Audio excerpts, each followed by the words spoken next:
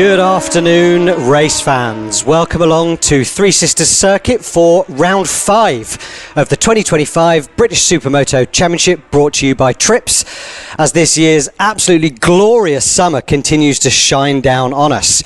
26 degrees here in Wigan right now, and the temperature's going to carry on climbing all day as we get stuck into the racing. You'll probably have noticed by now that I'm not Phil and I'm definitely not Danielle. My name's Pete Wadsworth. I'm going to be with you today, hopefully with some guest commentators, doing my best to talk you through all the action. So, if you haven't already, make sure you're joining us on all social media. You can give us a follow over on Instagram at British Supermoto. Join in the conversation over on Facebook by searching British Supermoto Championship. Of course, you can find all the action free to watch live and on demand on YouTube. You know that already because you're already there, but like, subscribe, set your notifications, and of course the website BritishSupermotoChampionship.com for all the latest news. So we're just beyond the halfway point of this year's undefended championship with the number 1 plate absent. So let's see how we're getting on so far. In the academy, we've got Edward Darton in a good battle with Archie Reynolds for first place in this year's championship, with Max Rhodes, Tyler Clark and Cole Reynolds, the last person over 100, rounding out the top 5. And then moving into the Novice Supermoto Championship, Dan Billam absolutely dominating it this year on 277 points. Kevin Crowthers and Adrian Dealey in a good scrap for second place this year on 190 and 170 points respectively. And then we've got Dean Clark, Liam Pearson behind them, Tommy Sayer just a couple of points behind him. Moving up to the Clubman Championship, another good battle for first here between Jake Sayer on 241 points and Simon Burgess on 193. Bit of a bigger gap back to Chris Lambon on 120, with Paul Baxter and Blake Wilson also in a little battle of their own for fourth. And finally the big boys, Chris Hodgson, the 18-time British Supermoto champion, dominating this year on 301 points. That 19th championship's looking pretty good for him at the moment. Richard Sharp and Alex Mullaney, who's given Chris something to think about a few times this year in a battle for second place. With Jamie Duncan and Richard Blakeman, the teammates on Fat and Fast. Even Stevens on 155 points. All right, so before we get stuck in with the first Academy race of the day, let's catch up on the action from this morning's Super Pole session, where the top 5 from the morning's Open Quali each get a chance to grab pole for the A group with the track to themselves for a single lap time attack. Let's see how they got on.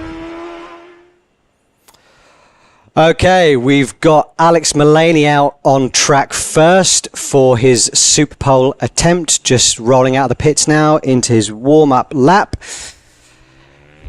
They've been on track this morning, so they'll be pretty familiar with the track conditions so far.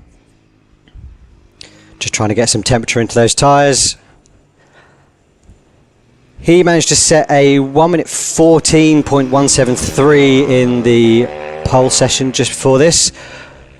27 degrees centigrade, not a lot of wind, so it's looking pretty good for Super Pole session today. Dropping down into the dirt section, we cut left over the tabletop. Hard hairpin right coming up here to take us on to the first full dirt section, riding for the Automotive Solutions on a TM. Into the dirt section, you're probably going to see the guys here going to the outside. Yeah, oh, he's going inside on this one, so he'll be inside and then outside to get himself a really nice run at this tabletop. Nice tight line, setting himself up for Joey's corner.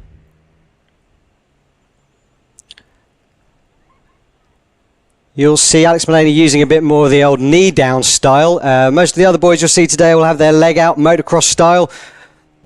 This is the way I ride the things, but, you know, I'm slow, so what do I know? Okay, so here we go. Setting up for what might be the most important corner of the lap here, the left-hander, which takes you into Luna, because that sets you up for Conrod Straight, winding it up for his qualifying lap, and away we go. And he's off.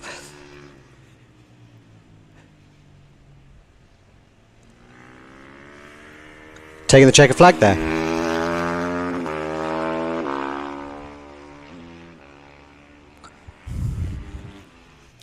Okay,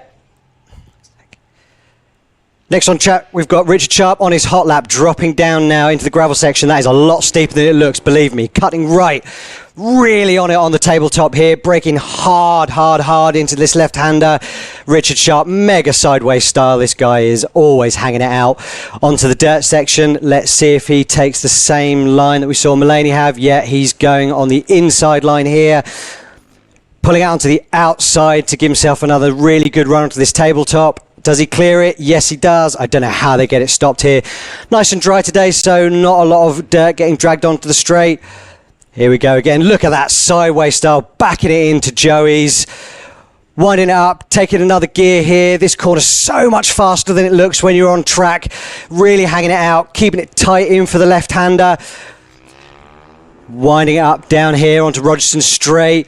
More sideways, keeping it tucked nice and left to set him up for Luna. Winding it up. Here he goes. Can he improve on his 13.53? And he can, by a margin. He's into the 12. So in qualifying, Hodgson was the only guy to make it into the 1 minute 12s. Richard Sharp joins him in that second. Great work. Really, really good lap there from the Trips rider. Next out, we got Kringle. Another knee-down rider. Winding it up now onto Conrad. Neat and tidy. Getting tucked in. Here we go. Oh, looking mega fast there. It's so hard to get it stopped here. It's so easy to wash out the front as you get in here, but getting it stood up nicely. Dropping down into the gravel section. Whee, looking a bit sketchy there. Hits the tabletop nicely. God, just doesn't even hit the landing ramp. And he's somehow getting it stopped for that right-hand hairpin. Looking really, really quick here. Nice and neat into the dirt section. Taking the inside line, as we've seen so far, into the outside. Looking really quick here. Gets it over the tabletop. Gets it stopped nicely. Leg out. Whoa, sideways there on the dust. Cranked over into Joey's. Nice sideways style here too. Winding it up, winding it up. Looking really good here. Super fast into paddock bend there. Oh, he's running a little bit wide there. That's going to pinch the left-hander onto Rogerson's for him, but he's good, he's good. He's got it stood up. Keep it nice and tight as we head into Luna. Can he also get into the 12s? Has he done enough? Has he done enough to displace Richard Sharp from provisional pole? He's a little bit wide there. Can he do it? No. 4/10 off Richard Sharp. Right, let's go for Jamie Duncan. Here we go. Fat and fast on the KTM.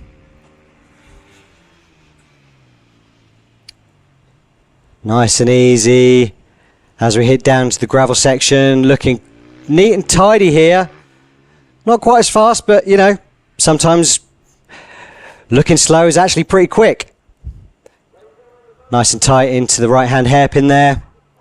Getting it all gathered up before the dirt. Straightened up nicely. Looking neat and tidy over the first tabletop there. Once again, inside line. Getting a really good, clean, fast run into the tabletop there. Oh, doesn't quite clear the tabletop. That puts him a little bit difficult into that right-hander here. A little bit of a bobble.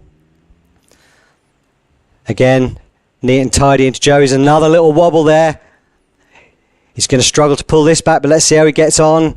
Can he get it through paddock neatly? Yeah, looking good. But again, a little bit wide on the exit there to pinch him as he gets onto Rogerson straight.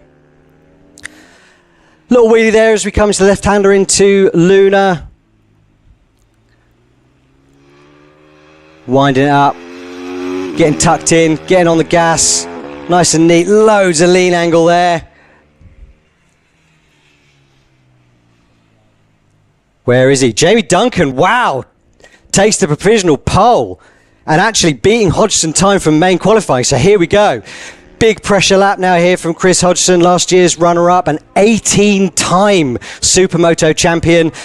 God, the lean angle this guy carries is insane. I don't know how he does it. Nice and tight there onto Conrad straight. Braking hard. Gosh, so sideways there. Gets it stood up really nicely onto the gravel section. Tipping in, keeping it tight there. Beautiful. Beautiful over the tabletop there. Again, looking really neat and tidy. He's so fast. Onto the dirt section. Again, looking nice and neat over the tabletop. Beautiful. Inside line once again. Looking really good through the dirt here. Again, just a reminder, they're on slicks in this dirt. I don't know how they keep it upright. Really nice over the tabletop. Slightly wider line there. Oh, he's had to get out of it a touch as he goes up there towards Joe Dunlop. Mega sideways there. What a lap from Hodgson. Let's see how he gets on into Paddock Hill. Yeah, again. Oh, a little bit of a bobble there. Oh, he's wide. He's wide there. Look, has he rolled out of it? That looked to... Oh, he might have knackered the lap there, but let's see how he gets on. I might be wrong. I was wrong about the last lap, so let's see how we go. Pitching it in. Paddock Hill. Can he nick that pole position off Jamie Duncan? Yes, he has. God, by a mile. First rider into the 11s today by just a few hundredths of a second. What an incredible lap from Chris Hodgson. Absolutely mega. Well, you know, that's how you rack up 18 championships in the British Supermoto. Unbelievable performance. So there we go. That is our grid for Group A of the British Supermoto Championship here at Three Sisters.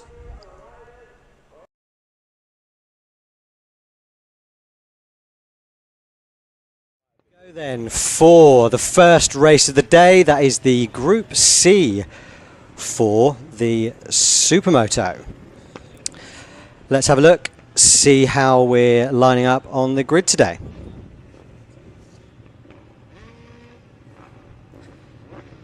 Again, track conditions looking really good for this Contract Solutions British Supermoto race as we head out onto the warm-up lap.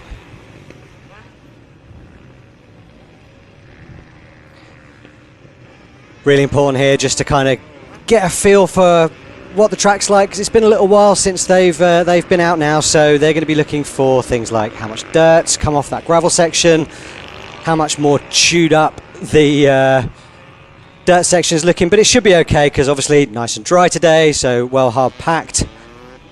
Trying to figure out that plan that's going to go out of the window as soon as the lights go out and the red mist comes down. Looking a little bit steady here. Oh, we've got a yellow flag out already. Has someone gone down in the dirt? No, we're okay.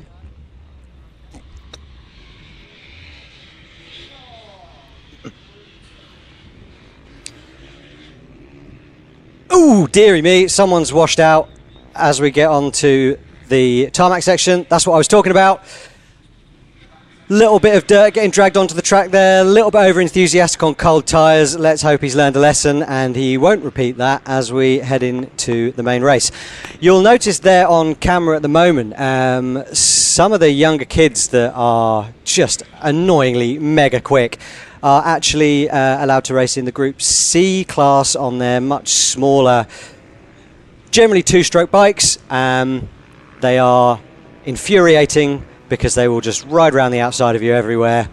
You get back past them on the straight and then they're up the inside of you at the next corner. But it's really great to see for them. It's really important for them to be able to get a feel for what it's going to be like for them when they move up onto the bigger bikes, feel how it is to race against these guys, because, you know, most of them, well, everyone here's got to go to work on Monday. You know, no one's getting paid the big millions like they are in the Supercross or the MotoGP, but, you know, people go hard. So, getting the whole shot devices engaged, ready for the start. That'll stop the wheelies.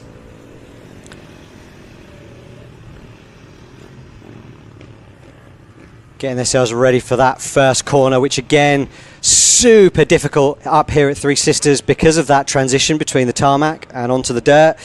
If you don't get it stood up enough before you drop down onto that gravel, you're just going to lose the front and your race is over before it's even started. Hopefully we'll be getting the grid up any second now, but on pole position we've got Andrew Goodsell from Dean Clark and Tommy Sayer, which is your front row of this grid. We've got Lee Diggard, Scott Hillier, Jason Laycock, Steve Smith. That's the red flag is waving, pointing to the lights, under starters orders. And let's go racing. Oh, a little bit of a difficult start there. Number 7, 1400 Goodsell gets away nicely. Little bit of a wheelie. And that is Lee Digard going very nicely around the outside. Oh, he's running a little bit deep. That's going to put him on the inside as we go into the tabletop. And Tommy Sayer nicely around the outside. Andrew Goodsell, nice clean start. Doesn't quite clear the tabletop. That puts him on the outside. And that lets Dean Clark get up the inside of him. Oh, big gap. Really great exit there. Oh, he's going a little bit slowly here. Have we got a red flag? Yes, we've got a red flag. That's the race has been stopped. Looks like we might have had an issue on the start line there.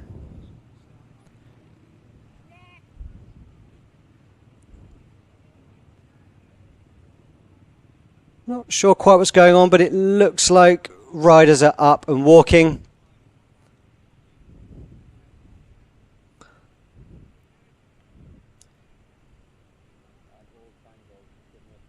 Seems as though people are okay, so that's good news. That's bike racing, dangerous sport. So since we didn't make it through the first lap, we will be coming back round for a restart any minute now.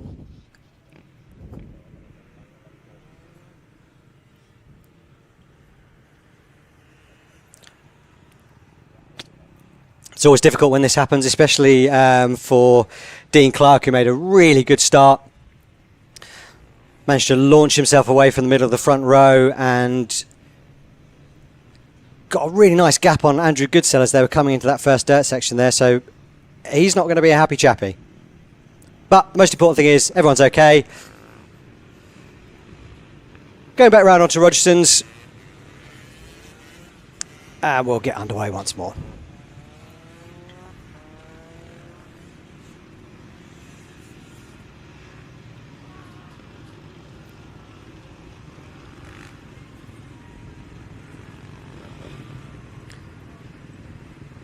Group C grid looking pretty clean today as well. Sometimes if people have some difficulties in the qualifying session, we can find a few riders out of position, maybe some people that should be in Group B back in Group C. But it's not the end of the world, because a little reminder for you, or if you're new to Supermoto, the top 2 riders from each heat, because they each will have 3 races throughout the day, so there's 3 Group C races, 3 Group B, 3 Group A. Obviously with the exception of Group A. When you're in Group C or Group B, if you manage to finish first or second, you actually move up a group. So, first and second from the first race of Group C will progress, and so on and so forth. Looks like Tommy Sayer is out of the race. He was our, number 3. So Tommy Sayer out of the race. Not sure if he went down. I don't think we had that on camera, but that is him out of contention. So again, because of the way the qualifying works, he will be now starting from the back of the grid for the second race of the day. So he is going to have a lot of work to do.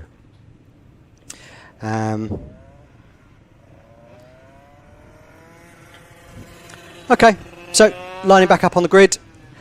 Let's hope we can get a cleaner restart this time. And we can get this race underway for 8 laps.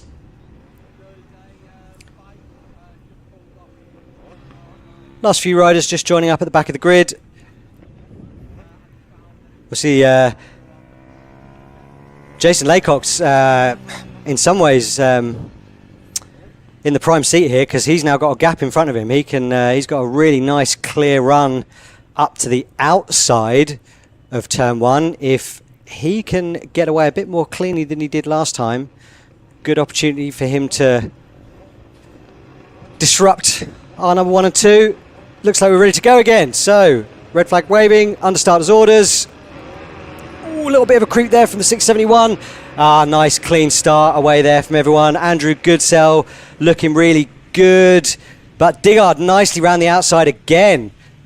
Manages to keep it upright, and that is going to put Goodsell under pressure from Dean Clark. Oh, he's going backwards here. Can Digard and Hillier get up the inside of him? That's nice work. Only one clear in the tabletop there, I think, was Tommy Sayer. And once again, Goodsell's got away brilliantly here.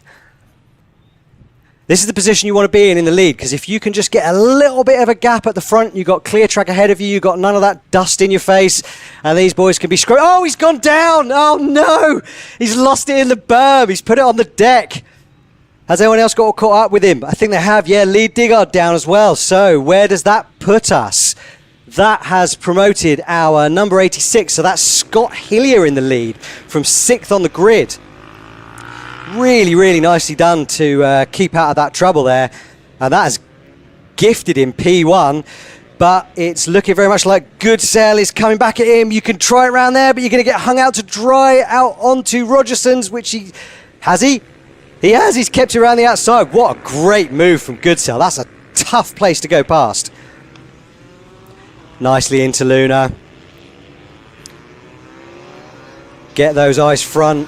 Wind it up down onto Conrad, so named because it has a tendency to throw him through the side of the engine. Oh, he's got a really great exit there. Nice down to the gravel, keep it steady. That's going to get chewed up through the rest of the day. That's going to get harder and harder.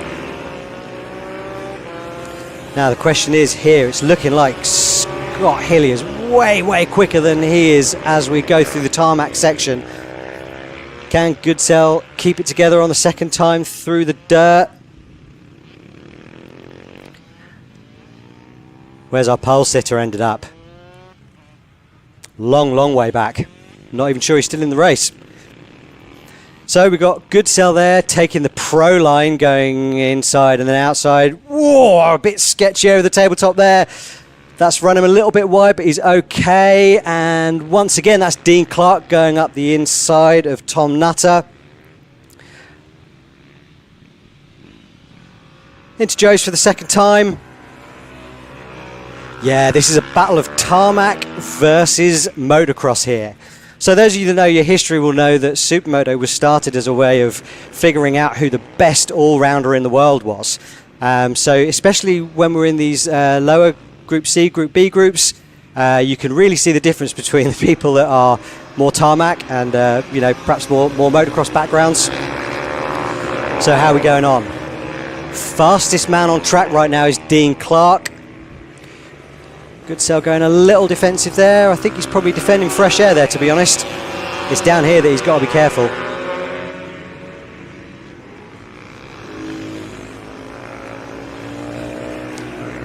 Yeah, there he is again. Scott Hillier so fast over that tabletop.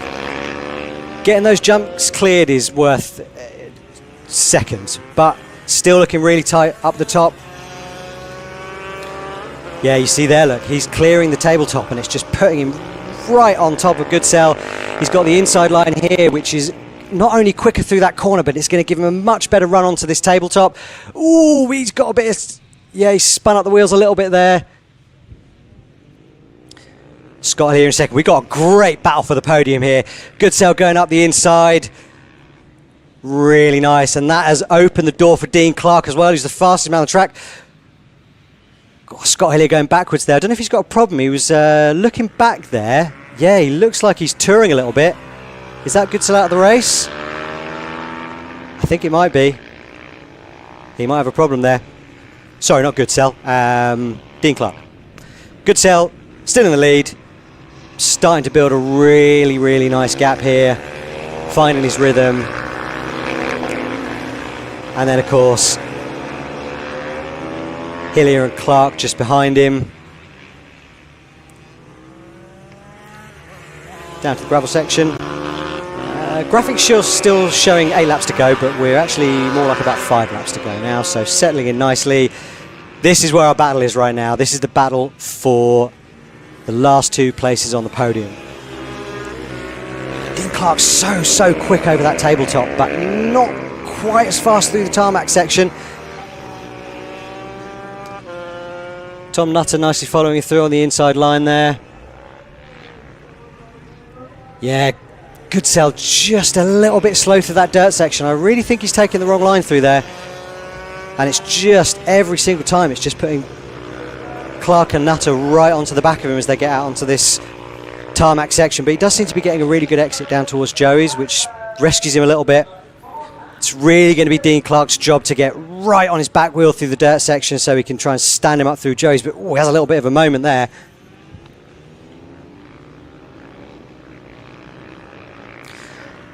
Little look over his shoulder as we go into the left-hander towards Luna.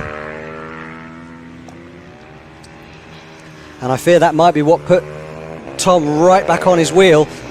Can he get into the slipstream? Can he keep it nice and tight? Bike's looking pretty evenly matched. No, he's just losing out on braking there. Seems like these two are really nicely evenly matched throughout the circuit here, so we've got a really great race on here. Dean Clark needs to stop looking over his shoulder though. Get the eyes in front, concentrate on what's ahead of you.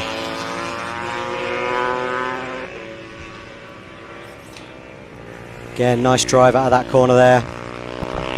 Onto the dirt section. One of our red flag victims with a pretty good seat there for the race, although I'm sure he won't be too happy about it. Just starting now, Goodsell, actually the fastest man on track right now, the only person in the 25s right now. We've got a yellow flag out there, someone down in the dirt section, but I don't think it's any of our leaders. Yeah, building up a nice 3-second gap right now. He's got this comfortable, just needs to keep doing what he's doing. Coming up against the back markers now, which can be a little bit difficult, especially if you reach them at an inconvenient time. Three Sisters is one of the best tracks that we visit for the Supermoto Championship. Fast, flowing, but it can make it a little bit difficult to overtake. There's not really any big braking zones, but once again, Nutter right on the back wheel of Clark as they go down here, but he just can't quite get enough distance on him to do something up the inside. But of course as well, you have such a tight line into here, you have to be doing something very, very brave to get them into the first corner here. And then of course, can't get too overexcited and wash out the front as they get onto that dirt section. Goodsell continuing to build that gap now. Clark continuing to look over his shoulder. And every time he does it, just puts Nutter that little bit onto his back wheel. Nicely over the tabletop. That's where he's building his gaps there. That's really where Clark starts to make the moves on Nutter. A lot of back markers now. So let's see if Dean can get through them nice and cleanly. It's always frustrating when you're chasing and you see him getting a good run of it and you're getting caught up. No blue flags here in the British Supermoto Championship. It's up to you to sort yourself out. Get through when you can. He just put such a big gap on him there, but then Nutter's just so much quicker than him through paddock and out onto Rogerson's. Just needs to really start biting that screen so he can get really close as we go into Luna. Look at him, he's right on the back wheel again. Looking really good here. Can he use these back markers to his advantage? This is going to disrupt them here. This is going to get tough. Here we go. Down Conrod for the penultimate time. Just 2 more laps to go. He's going around the outside. Can he get him? Yes, there it is. Can he nip up the inside? Yeah, he's got him. He's got him.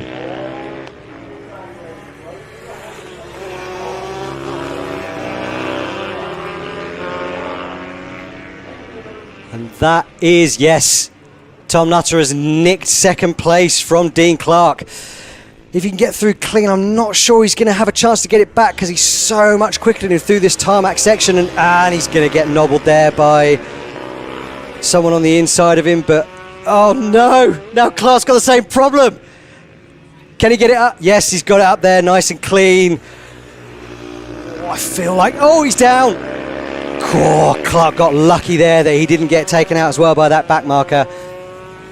Just came across the back wheel of him. He's still looking over his shoulder.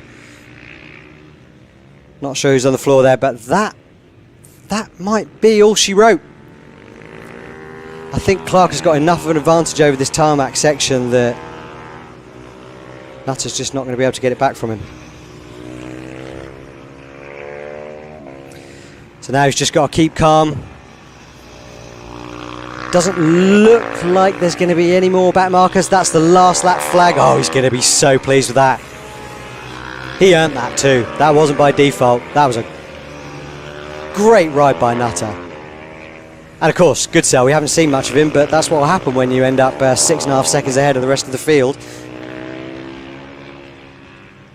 Only man in the 25s, so he's going to be progressing up to the back of Group B after this, if he can manage to keep it rubber side down.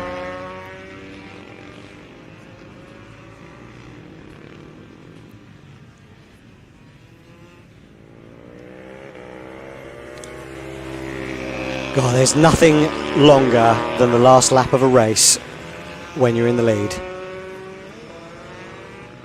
Just keep it smooth. Oh, a little bit of a cheeky wheelie. That's a little bit early.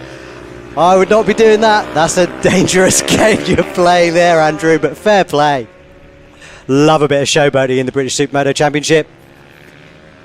As he comes down Rogerson's and into Luna for the final time. Absolutely great ride by Goodsell. Dealt with the red flag perfectly.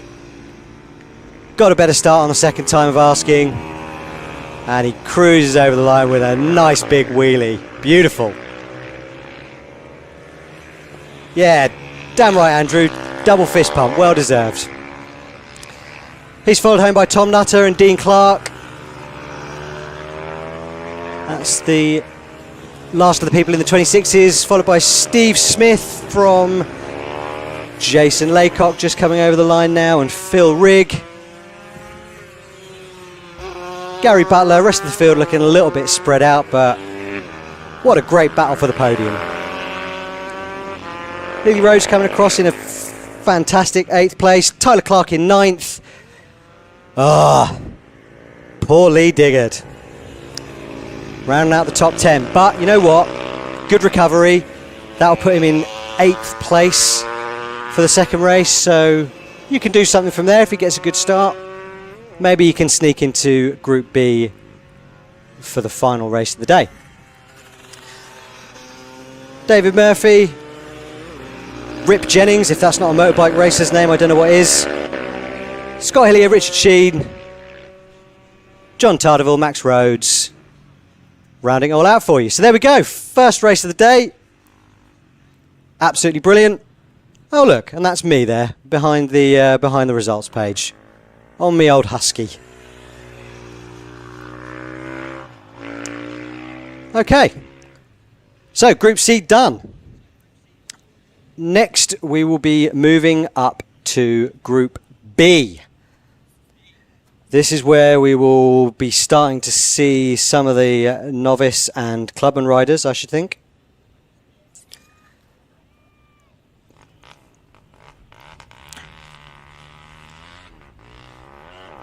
Lining up in the pits for the sighting lap.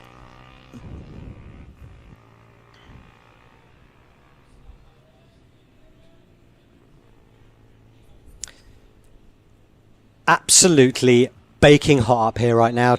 27 degrees, in your leathers, sitting on a roasting hot motorbike. I mean, there's worse ways to spend your Saturday. So here we go. British Supermoto, Group B.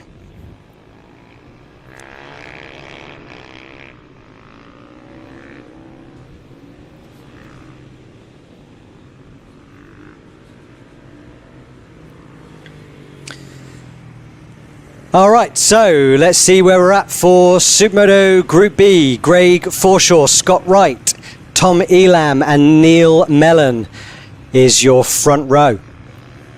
Lining up behind them, we've got Mike Norbury, Blake Wilson, Blaine Pearson and James Wood.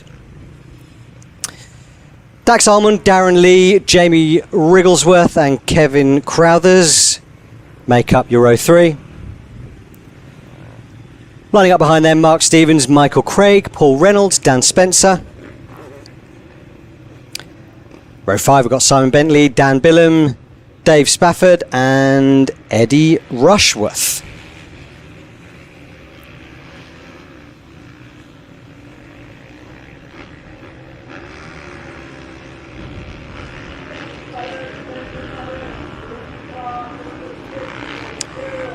All right.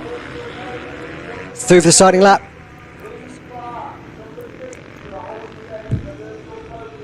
This is where things get a little bit closer in terms of pace. You're going to notice that this group is a little bit close to each other, probably a little bit close to the Group A pace as well, certainly the bottom end of it.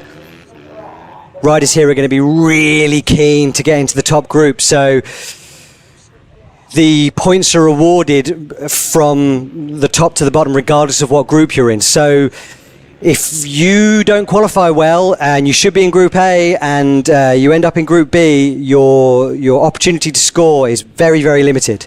So those riders that probably should be a little bit further up the field here and will be really keen to get themselves up into the high groups. Nice big wheelies on the sighting lap. We like a bit of that.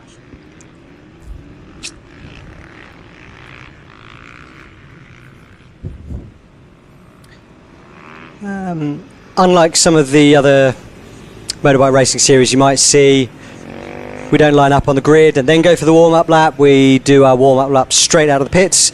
So as we line up onto the pits here, line up onto the starting grid rather, we're ready to get cracking. Again, if you're new to Supermoto, you might notice that the riders are locking the front wheel down there. Now, the bikes they're riding are motocross bikes effectively with stiffer suspension and slick tyres, but that does mean that they do love a wheelie.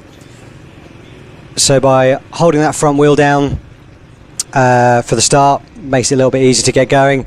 I couldn't believe the difference when I fitted one of these on my bike. I thought I was absolutely terrible at starts. Put one of these on and turns out I was just sort of terrible at starts, but it does make a big difference. There's Norbury there, who's apparently stolen my number for this year, but again, that's my fault for not being racing. I'll try not to be too biased. Looks like we're under starter's orders. Revs up. Look but don't stare, and away we go. Nice clean start there. Scott Wright from the middle of the front row, looking really good, but always getting a little bit crowded. Can he get out the inside? Yes, he can. Oh, he stood him up a little bit there. Oh, that's put him backwards now. Who's that at the front? Looking a little bit crowded, but it looks like everyone's kind of got away clean there.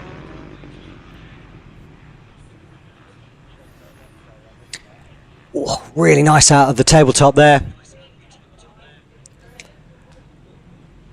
Where are we as we go into the dirt for the first time? That's our number 26, Mike Norbury in the lead. Doing a lot better on that number than I did. Fantastic start there from the second row, I think. 5th place for the number 26 on the Honda. Great drive out of there as we go down into Joey's. Knee down. He's followed in there by Neil Mellon, starting from 4th. Out onto Rogers's for the first time. Looking really good here. Looks like P1 and P2 are already building a little gap. There we go. Nice knee down start. God, really on it there. A little bit of a wobble coming out. Looking great though. Yeah, this is where our battle is. So we've got the number 56 of Craig Forshaw, Scott Wright, James Wood and Blaine Pearson. Big scrap here for the final spot of the podium, but it looks like Craig's just managed to get a little gap. You'll see here. Now we're in the Group B. We're all clearing the tabletop here.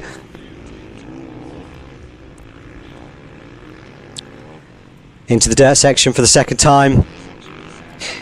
Difficult to clear that tabletop, especially if you want to go on the inside line, because you're going to struggle to get it stopped into that berm. You know, the guys in Group A somehow managed to magic up grip from absolutely nowhere, so they'll be flying over that. Oh, a little bit wide there from James Wood, but that's going to give him a nice drive going down into Dunlop, which it does. Keep it nice and tight onto the exit and into this mega quick right-hander. Want to try and keep it a bit tighter on the exit there to set yourself up for Rogerson straight. Whew. Things seem to have calmed down a little bit now, just settling in. Ooh. Bit of a big moment there for Craig Forshaw at number 58. Nearly lost the front there, but managed to gather it all up. Yeah, see, there we go. There's the difference. Oh, that's a really nice move there coming into turn one. But can he get it stopped? Yes, he can. Really nice there. Gets it stood up down the gravel section. Oh, there he goes. Mike Norbury up ahead into the 18s. Only rider in the 18s at the moment. Looking really good. He's nearly a second quicker than Neil Mellon in second.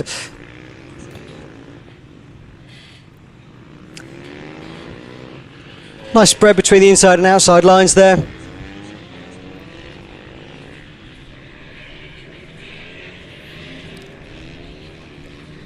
That's our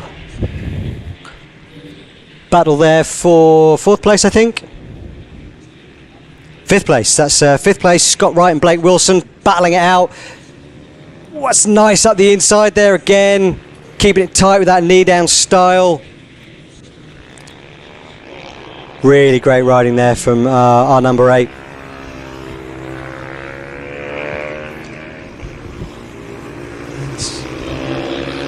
Pan back now to James Wood in fourth place. Under a little bit of pressure there from Blake Wilson, but he's looking good. Blake Wilson building a nice gap now there in fifth place.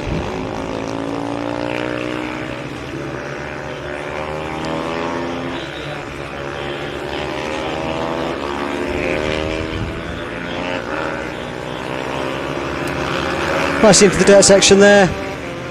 Ooh, he's managed to go over the berm there. See, that's the thing. If you try and clear that tabletop, you're going to struggle to get it stopped. Ooh, big moment there coming out of the dirt.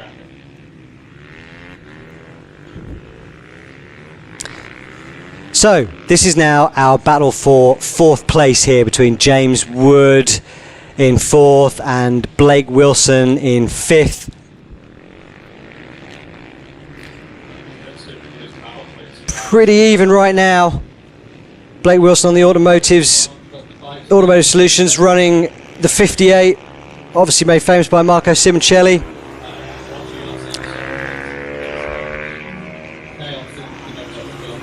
Gap's looking pretty static. Oh, we got riders down there in the dirt. That is our number 95. Quite a long way back there, so let's get back into our battle for fourth, I think, here.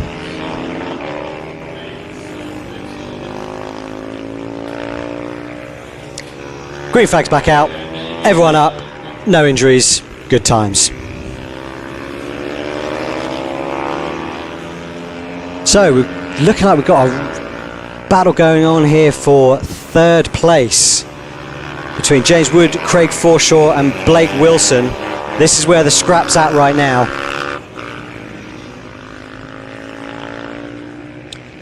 Good drive there from James Wood, going out onto the straight into Joe's, nicely sideways into Joey Dunlop corner there. Blake Wilson, I beg his pardon, keeping tabs nicely. Really even, but the man on the move right now is definitely our number 8. Blake Wilson looking really fast right now.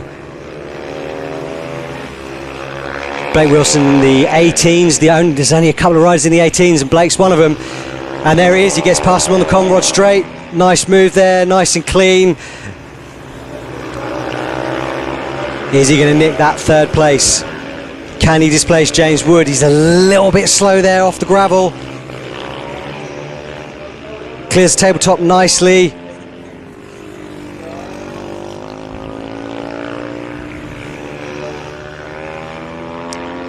Looks like James Wood might just have the edge on him through the dirt, maybe, or maybe not.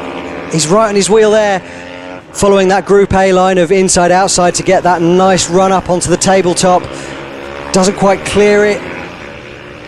He managed to get it stopped though, but yeah, he just can't quite get the same drive out of that corner as James Woods can, which makes it difficult. God, Tons of lean angle there though, standing it up, MotoGP style, love it. And that, you see, that puts him right on the back wheel of him as he goes into paddock. There he goes. Oh, we got another rider down, but let's see if we can get back to that battle for third, because that's where the action is right now. And there he is. He's got up the inside of him going into Luna. Is he going to be able to keep hold of that as they go through? Because that's going to put you right on the outside here. Yes, he has. He's got it done. Great move there. Really nice riding from Blake Wilson. Youngster doing great work. Yeah, 2.5 seconds to second place is a big ask. So smooth over the tabletop there. Pouring a little bit of style on it too. What a legend. So you'll see there, he's moving from the knee down style to the foot out style, as you know, as Bruce Lee once said, you wouldn't punch someone in the foot. So get your knee out for the tarmac, get your foot out for the dirt. That's the way to do it. Yeah, he's just starting to gap him now. I feel like the question now really is, can James Wood hang on to that 4th place? Coming under pressure from Craig Forshaw in the last few laps of this. A few more laps to hang on. He's going to have his work cut out, because, yeah, Blake Wilson fully checked out now.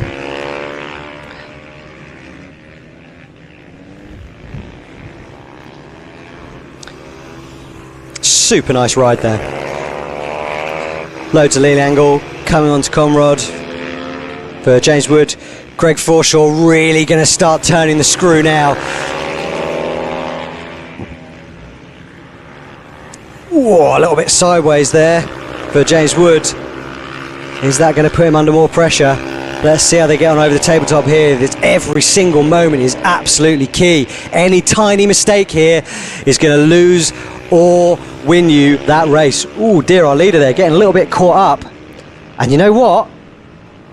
That second place is not looking particularly safe. That gap now down to just a hair over a second. Tell you what, if we had race radios and pit boards here, his engineer would be screaming at him.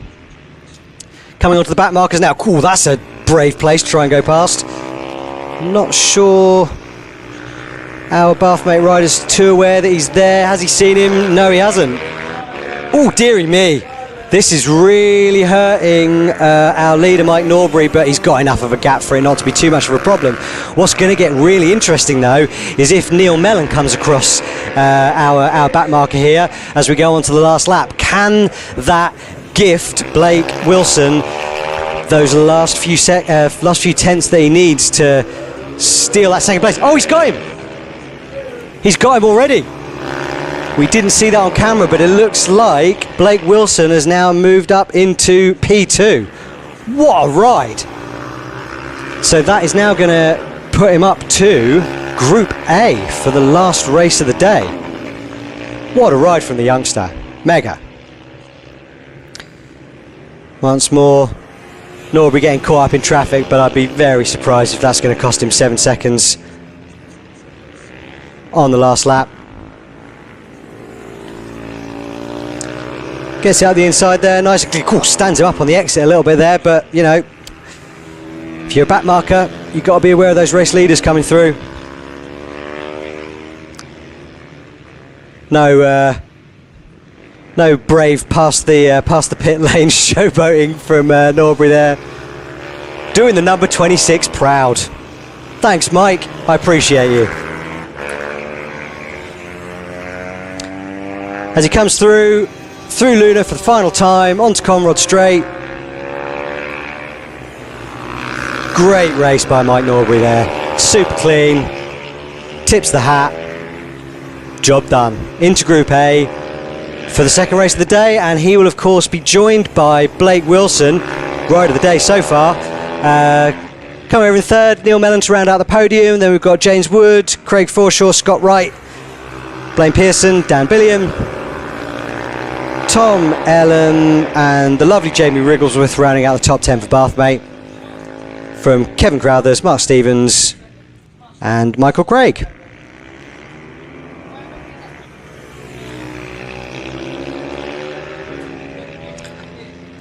Another great race at Three Sisters.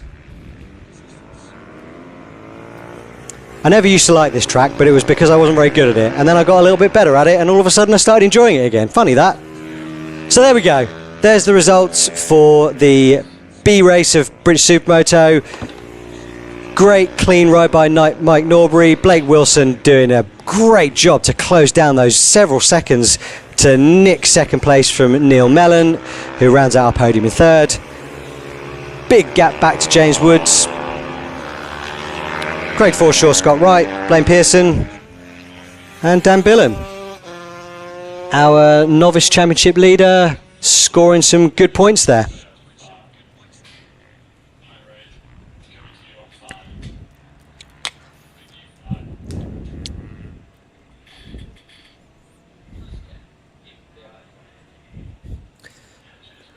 So that's our podium.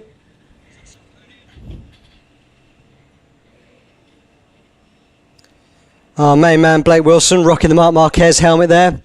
Again, you'll see most of the riders going for a more kind of motocross style lid, but I always preferred the Superbike one, but that's because I kind of came from tarmac. It looks like Blake Wilson's the same.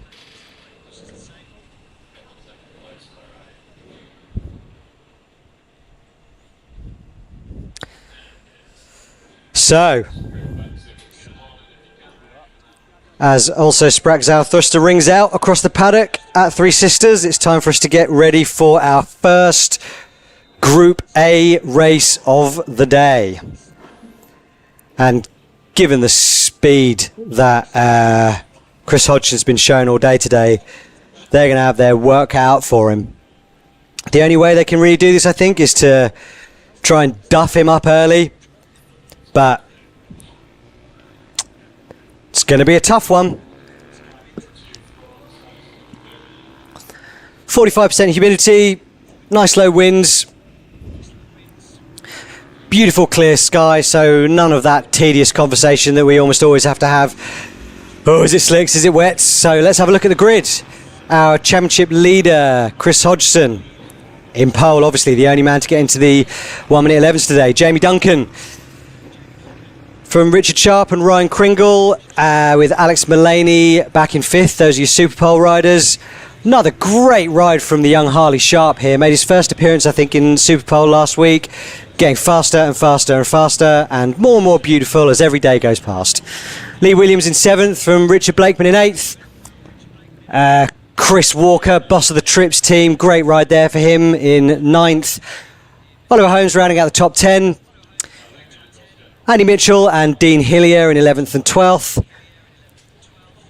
Back on row 4, we got Peter Bennett. Great ride there from Groomy on the Trips KTM in 14th. From Jake Sayer in 15th. Then we go to Kyle Eccleston. And Chris Lamburn, Simon Burgess, Luke Armitage, and the great Jason Slater bringing up the rear. These boys know how to do a warm-up lap. Super quick, getting loads of temperature into the tyres. These are different gravy, this lot. They obviously made the difference everywhere, but I've found that the way they find grip in the dirt is just breaks my brain, and the commitment that they have as they go from the dirt sections onto the tarmac to just trust that the grip's going to be there, and more importantly gather it all up when the grip turns out not to be there. That's where these guys really make up the seconds, is in those little sketchy bits where you just got to have that confidence to commit. You'll notice, I suspect, that nearly all of them will be clearing the tabletop here, certainly once we get out of the first lap. And again, somehow, I don't know how, managing to get it stopped for that sharp left-hander that takes him up here. Testing the grip there through Joey's, getting on the gas hard, seeing what they've got available for them. Once again, you know, there's been a lot of laps. Oh, we got a problem here, I think. For Kringle, perhaps? No, I beg his pardon. He's all good.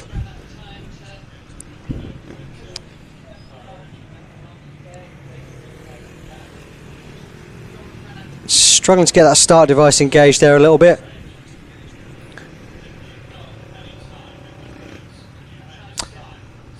So hopefully over the course of the day we might be getting joined by a couple of guest commentators, so you don't have to listen to me rabbit on all day. Again, if you're new to Supermoto, you might notice some of the riders tilting their bikes over to the right there. I am told that that is to get a bit more oil on the clutch for a cleaner start. I was never quick enough to figure out if that was going to make a difference, but you know, once again, 18 British Supermoto Championships, it's just copy Chris Hodgson.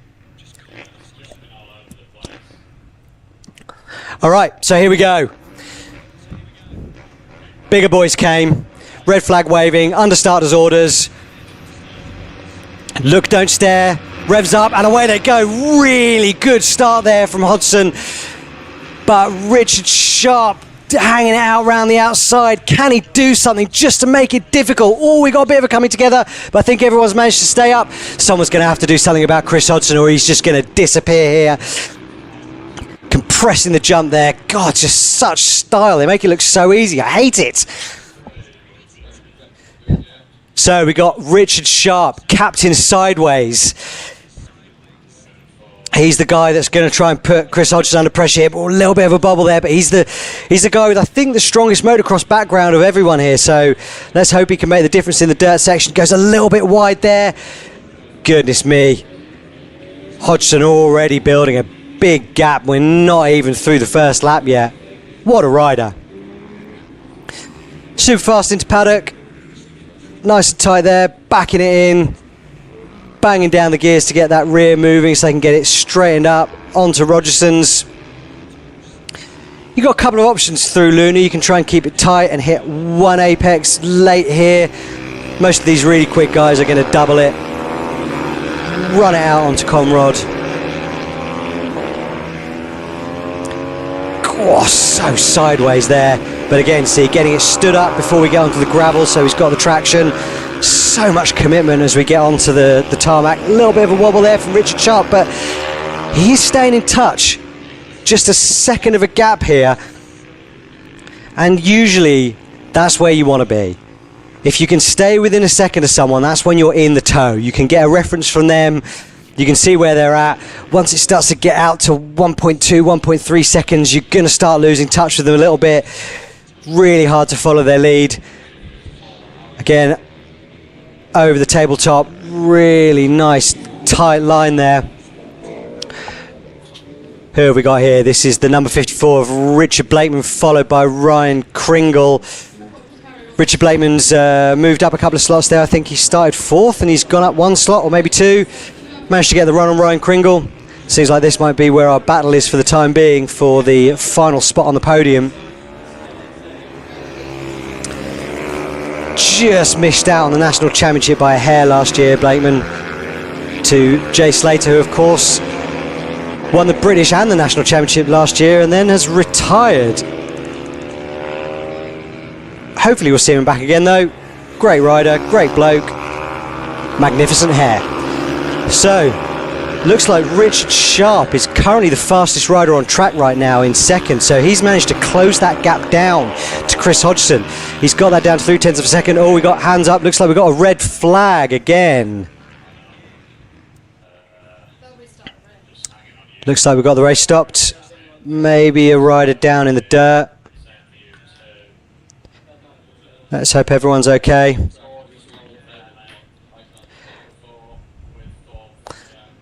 So important to get it stopped quickly when this kind of thing happens. You never know who's going to be on track. Marshal, ambulance, someone lying down. That's our top two having a chat there.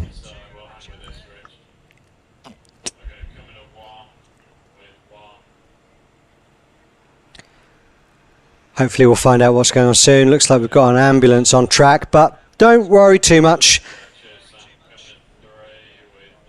If someone looks like they might be having a bit of a bad day, they'll send that out. And again, as always, huge thanks to the whole supporting team that show up to all these races for us. You might not know this if you're new to Supermoto or new to the sport, but all of these marshals that you see at every race that we all go to and get to enjoy, do it out of the goodness of their hearts. There's no payment, just a good view, and without them, none of this would be happening. And if you fancy a bit of that yourself,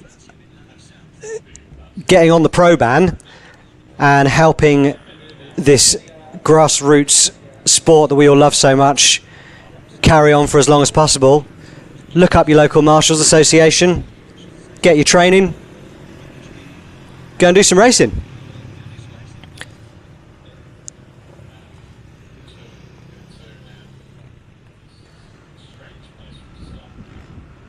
Okay, so looks like it wasn't too serious, but always best to be cautious. Looks like we might be cracking on again sooner rather than later.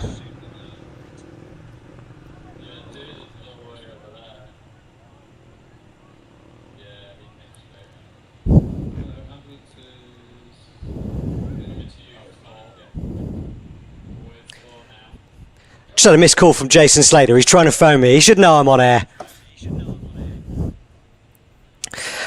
That's the great Dave Dearden, our championship boss. Trying to look like he gets his hands dirty every now and then.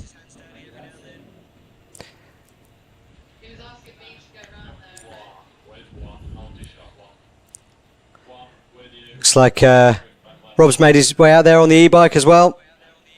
Give a hand. I don't know if anyone can provide me with an update on the nature of the red flag, but I'm assuming that everyone's okay.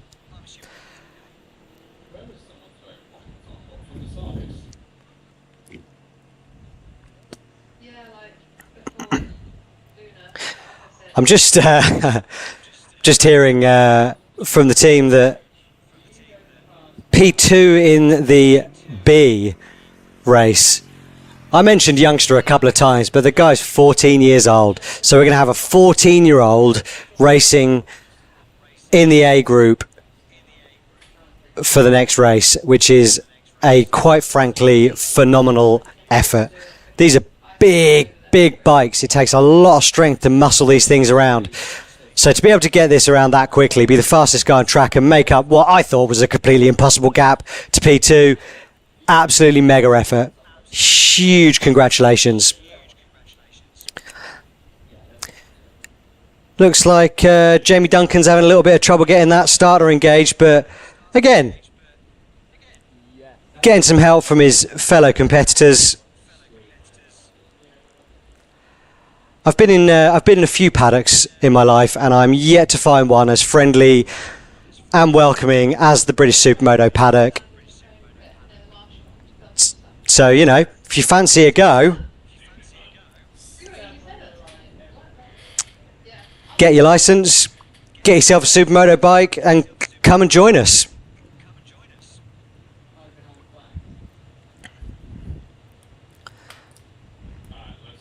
Okay. So, looks like we're ready to get the A race underway again. Probably be shortened a little bit. Perhaps someone from the production team can let me know. Under starters orders, revs up. Oh, and it's another great start there from Chris Hodgson. Can Richard Sharp do something again here? He's right on his back wheel, managed to keep it clean. Looks like everyone's through turn one nicely. He's looking a little bit closer here, and he's going to have the confidence after managing to bring that gap down to just over 3/4 of a second right before the red flag came out. He'll be annoyed about that. He was starting to get a really good rhythm going. Let's see if he can put it on the back wheel as we go through the dirt section for the first time after this restart. Again, there we go, inside, outside, getting that good line there. Jamie Duncan getting it stood up. How is he getting over that tabletop from there? Really nice, nice and tight. Heading down to Joey's. Much better start there from the number 7, Jamie Duncan, I think. Although actually, seems to have gone a little bit backwards. Yeah, he's gone back to 4th. Sorry, I thought he'd had a better start there. And again, Chris Hodgson's just so fast out of the gate. Oh dear, who's that gone down? That looks like Ryan Kringle just tucking the front into Luna. That's a shame. So this is the problem with these restarts. You get all that temperature into the tyres and then you go out again. Let's have a look at the replay. Oh, this is a different incident. Who are we looking at here? This is in the dirt. Little bit of a bubble there. That's Jamie Duncan hitting that tabletop from nowhere.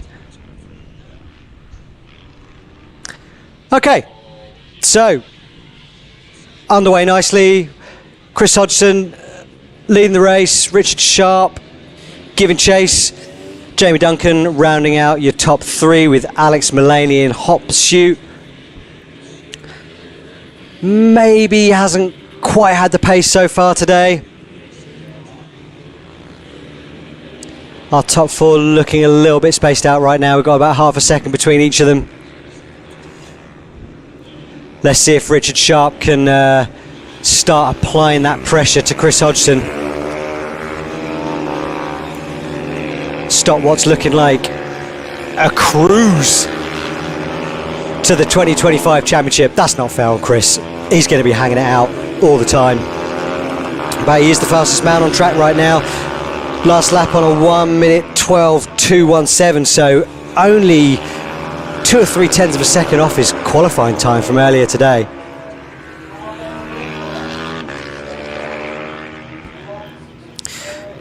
Jamie Duncan coming through the dirt nicely.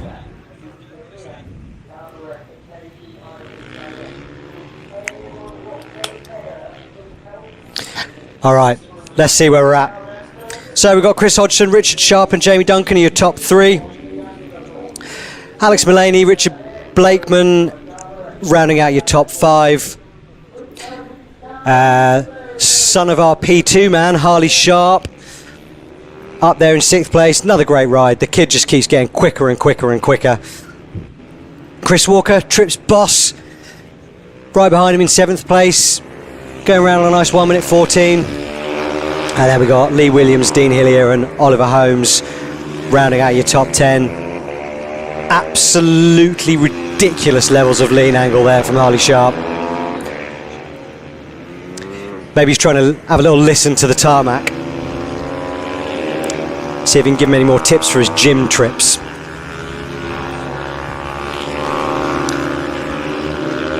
Team boss coming up behind him right now, putting him under a little bit of pressure here. So looks like we've got a really nice little battle here brewing for 6th place between the youngster Harley Sharp, the old man Chris Walker, and Lee Williams.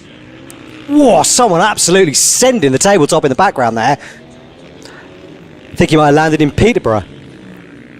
That, of course, the jump, which if I remember correctly, ended Chris Hodgson's season last year when he went over the bars in pretty spectacular fashion and took his collarbone to pieces early in the year last year, which of course opened the door to Jay Sharp, bridesmaid for many, many years, to take his maiden championship last year, which, as I mentioned earlier, is why we're missing the number 1 plate from the grid this year. He's decided enough was enough. Hopefully we'll see him a couple more times though. So what have we got here? This is Richard Blakeman, raw, nicely going up the inside of Alex Mullaney there. What a move. Really hard to get one done there. Stands him up beautifully. Mullaney clearing the tabletop there. You got to feel like, given the gap that he made up to get past that, Blakeman's going to disappear into the distance here. Let's see if Mullaney can grab onto the back wheel of the fat and fast KTM rider. I mean, honestly, not that fat. Mega fast though. Great rider. And a lovely bloke to boot. Boss, I believe, of Pinned Components, who make maybe some of the nicest pedals and cranks for mountain bikes that you can buy. So make sure you check those out. put some money in his racing coffers.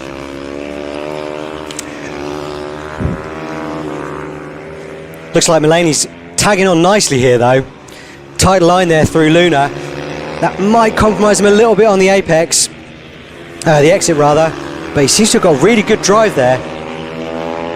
Whoa, big sideways, laying down the black lines there. He's got a good entry into that corner there, but Duncan just keeping it nice and tight on the way into this, just so stylish over that tabletop. Nice and tight into the right-hander. In we go to the dirt section again, just looking so relaxed. I can't explain to you how much faster they're going than they look, especially on slick tyres. Jamie Duncan just building a little gap there from Alex Mulaney and getting a great exit as they go into Dunlops. But you'll notice now Alex Mulaney probably a bit more tarmac bias. He's going to just probably close that gap as we go through these fast right, left, through Paddock Bend, through the part of the S's and onto Rogerton Straight. Good grief, fastest man on track right now, as you would expect. Chris Hodgson, 4/10 of a lap quicker than Richard Sharp in second on a 1:11.850. And if I can check my notes, I think that might even be quicker than he went in qualifying, which is quite frankly ridiculous to be doing that in the race.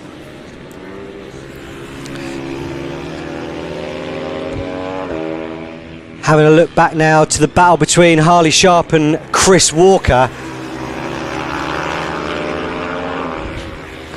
This is your battle for 6th place.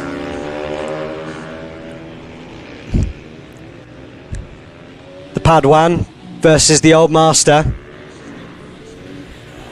Both. Oh, and he's gone over the berm. That's going to give away. Oh, and my word. Chris Walker's just followed him. A little sympathy mistake there. Both of them getting very tangled up. And what that has done now is that's put Lee Williams right onto their back wheel again. Nothing worse than letting someone else's mistake turn into your own. But that has... Oh, God, that really rescued Harley Sharp then. Chris Walker just got distracted there, ran over the berm as well. Now the question is, can Lee Williams capitalise? I might have missed his opportunity there, I think, but it looks like that might have just shaken Chris Walker a little bit. That's the benefit of, you know, being the young man. He's straight back on the gas. Maybe Chris Walker just hesitating a little bit, and that has put Lee Williams right onto the back of him. Can he get something up the inside going into turn 1? Yes, he can. It's a great move. Oh, he can't quite make it stick though. Can he? And he closes the door going through the end of the gravel. That's a great move by Lee Williams. That is how you capitalise on someone else's mistake. What a great move.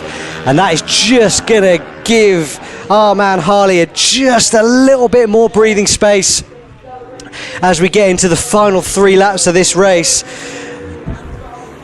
That's going to put Harley Sharp, I think, up into 6th place maybe. Seems unlikely that he'll be able to chase down our 5th place man, Alex Mulaney, who's currently doing a 1:13. He's the last man in the 13s. We've now got Blakeman, Duncan, Sharp and... Well, no, not Hodgson. Blakeman, Duncan and Sharp all in the 1:12s. Only Chris Hodgson is able to get himself into the 1:11s. Teammate Alex Mulaney also on the TM, nearly a second behind his 18-time champion teammate. Nothing to be ashamed of though. Who are we looking at now? We've got the 1:55, that's Chris Walker. Probably now just settling into that 6th place. Couple of laps to go. One of the absolute pillars of the Supermoto paddock, this chap. Owner of Trips, sponsor of this whole championship, and is alongside the team at Tech Native, who are the ones that are on the cameras and putting all this on YouTube. One of the key people that has let us bring you what, maybe with the exception of myself, is such a high quality broadcast for this championship. So big shout out to Chris Walker. Lovely chap. Runs the Trips team. Was the guy that helped Jay Sharp to his first championship last year after he moved away from the Honda and onto the KTM. So last lap flags out. Chris Hodgson with a comfortable lead of 6 and a bit seconds. Picking his way through the back markers now. Nice and casual. Richard Sharp 6 seconds behind him with a nice cushion of a hair under 5 seconds from Jamie Duncan, with Richard Blakeman and Alex Mullaney. Very, very close right now, actually. Alex Mullaney just a 1/10 of a second behind your man Richard Blakeman. So can he get the job done is the question on this last lap. All important points in, to be honest, what is probably looking like a battle for second place this year, with the way that Chris Hodgson is riding that TM right now. Sponsored by TM Leeds, another one of our key sponsors for the British Supermoto Championship. Another great ride from the man from Whitehaven in the Lake District, giving us a nice big wheelie, followed home by Richard Sharp and Jamie Duncan rounding out your podium. From Alex Mullaney and Richard Blakeman rounding out your top 5. And then Chris Walker, Lee Williams, another great ride from Harley Sharp there in 8th place, ahead of Oliver Holmes in 9th. And Dean Hillier, I believe no relation to the TT rider, rounding out your top 10. What difficult race for Ryan Kringle there, but what a great recovery to be able to get back into 11th place after tucking the front going into Luna, probably on those cold tyres after the restart there. He's going to be looking to do something special in the next race. Great race there from Groomy. And then Peter Bennett on the JPS style liveried bike from Paul Groom, Andy Mitchell, Chris Lambon, Simon Burgess, Jake Sayer, Luke Armitage, Jason Slater making up a place into 19th, and Carl Eccleston in 20th.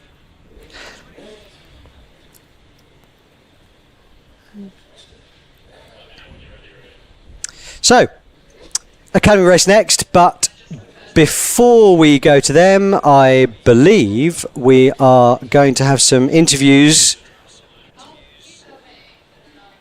with our podium finishers, who once again, Jamie Duncan in 3rd, Richard Sharp, old Captain Sideways in 2nd, and Chris Hodgson, your winner for the first A race of the day, as the Academy get ready for their first race.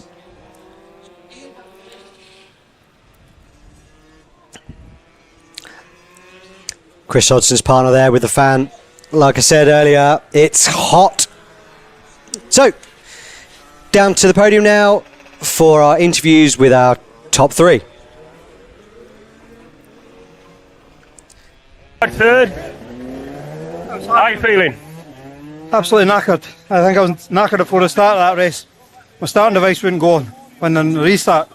So before the race even started, I was dying. You was having problems with your whole shot device. Did you sort it out, yeah?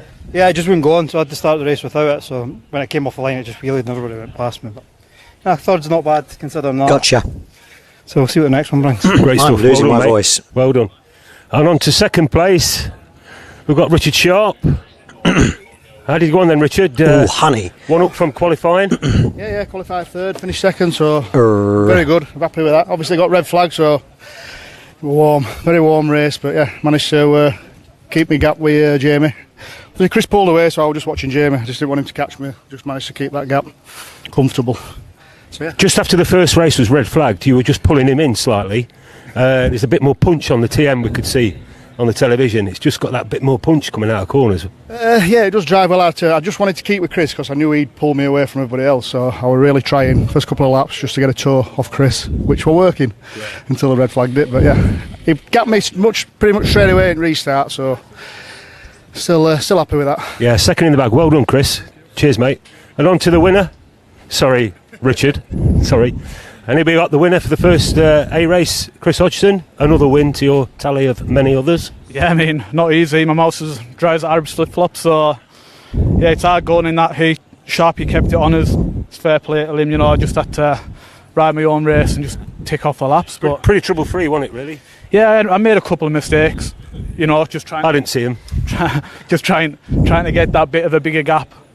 But yeah, bike felt good, and you know, like Sharpie says, he's punching well out of the turns and that, better than the Indian KTM's and that. So yeah. Yeah, well done. Yet another win. Yeah. Cheers. Nice smile, by the way. No worries. Okay, and back to you. Thanks, Simon. Great to hear from our top three there as we get ready for the Academy. I just want to say a quick hello to Jim Boyd, who's in the chat on the YouTube channel. I can tell you that the races are run by laps, so we don't do time plus one. Thanks for joining us. Hope you stick with us. Here we go for the Supermoto Academy, brought to you by Solutions Limited. This is where we find our next Jamie Duncan, our next Chris Hodgson, our next Harley Sharp. These boys and girls are on generally two-stroke bikes, a little bit smaller, but basically miniature replicas of the bikes that you will see elsewhere in Supermoto A, B and C, in the sense that they are fundamentally motocross bikes, slightly stiffer suspension, slightly lower at the rear end than you would get on a motocross bike, and of course on slick tyres. Of course, when it's wet, we run treaded, but never knobblies, because that would be an absolute nightmare on the tarmac. So, as we get ready, they're coming round for the first race of the day. Of course, just one class for the Academy, so no progression from one group to the next. We've got our championship leader, Ed Darton, absolutely dominating qualifying today on a 1:26.3, 2 seconds a lap quicker than the chap in second place, Tyler Clark. That would explain the championship gap between the two of them. I expect it won't be too long before we see that young man on a big bike, as soon as he can reach the floor, I'm sure. So, we got Edward Darton in pole, Tyler Clark in second, Archie Reynolds rounding out the top row, under starters orders, and it's lights out and away we go. Really nice start there from Tyler Clark. Has he got the whole shot? No, he hasn't, because coming up on the inside is that Isabel Wingate. I can't see her name on the timing screen right now. Oh, clearing the tabletop very nicely there is our number 41. No, that is Edward Darton. Edward Darton, maybe a little bit sluggish in the first phase of the start, but he's managed to recover that really nicely and is already starting to build a little bit of a gap at the front of the race here. Looks like we might have lost our timing tower at the moment, so I'll try and keep you up to date as best I can. Followed through right now by Tyler Clark, Archie Reynolds. Looks like his brother might have fallen back a little way. We've got the 197 of Rip Jennings in 7th place right now. Well, I've just been told that this is the warm-up lap, so I've now been commentating on the the warm-up lap as though it's the race. So there we go. Sorry about that.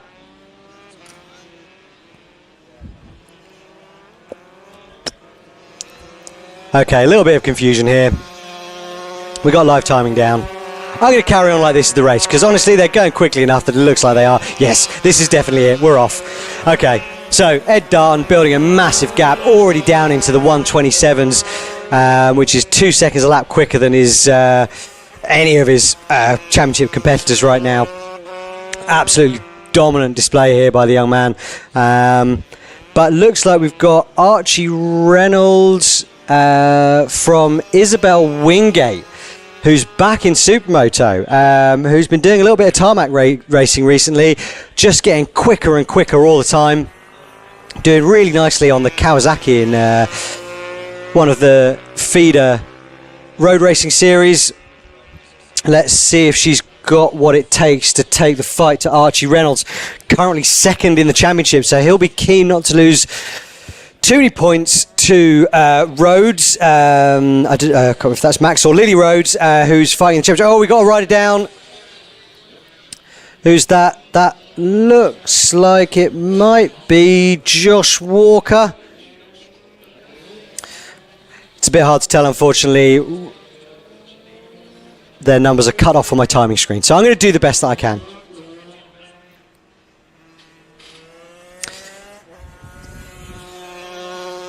So, starting to look a little bit spread out now.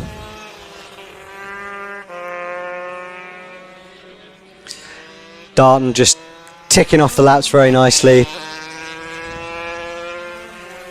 Again, going with that knee down style, which is a lot more common in the World Supermoto Championship than you see over here in the British Supermoto Championship. Giving it the old Jack Miller 1 foot off the outside peg style there. Super tidy. Not quite clear in the tabletop, but honestly, I didn't do that either, so, you know, and I had a lot more horsepower underneath me than these kids did. This looks like we've got a nice little battle here for 4th, 5th and 6th place. So this is Rip Jennings, Lily Rhodes and brother Max. Yellow flags waving at the moment. Looks like I might have had someone down in the dirt section there. But once again, looks like we're all good.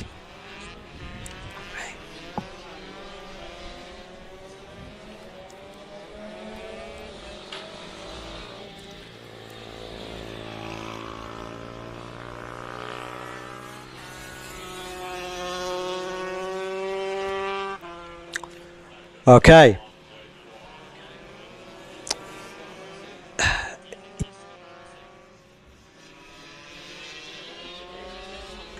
Okay, so here we go. This is our battle for 4th place here.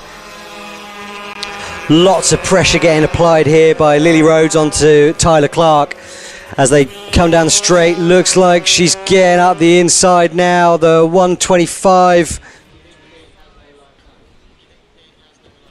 Really nice move there. Keeping it clean.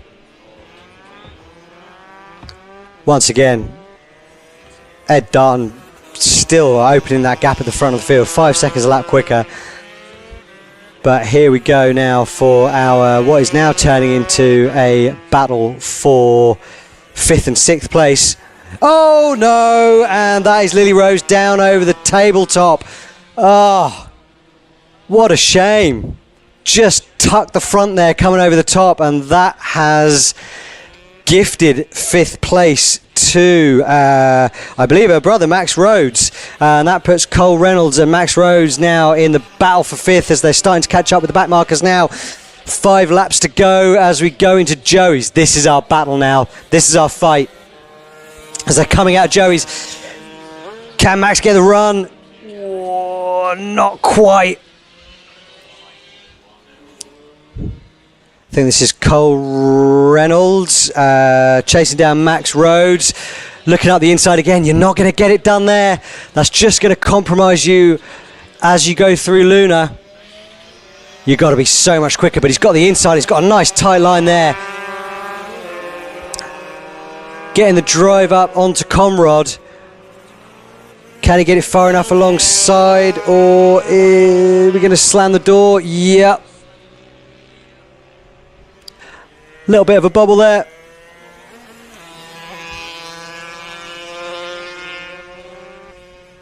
over the tabletop. Yeah.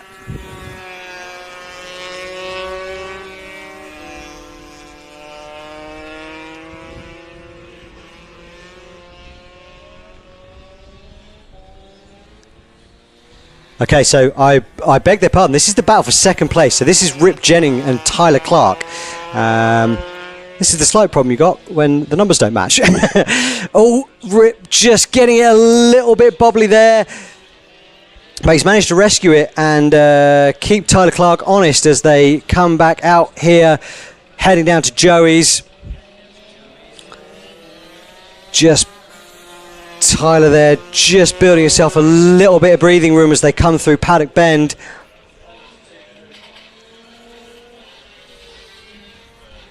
Tyler Clark really going to have to get his head down now if he wants to bridge that gap with just 3 laps to go.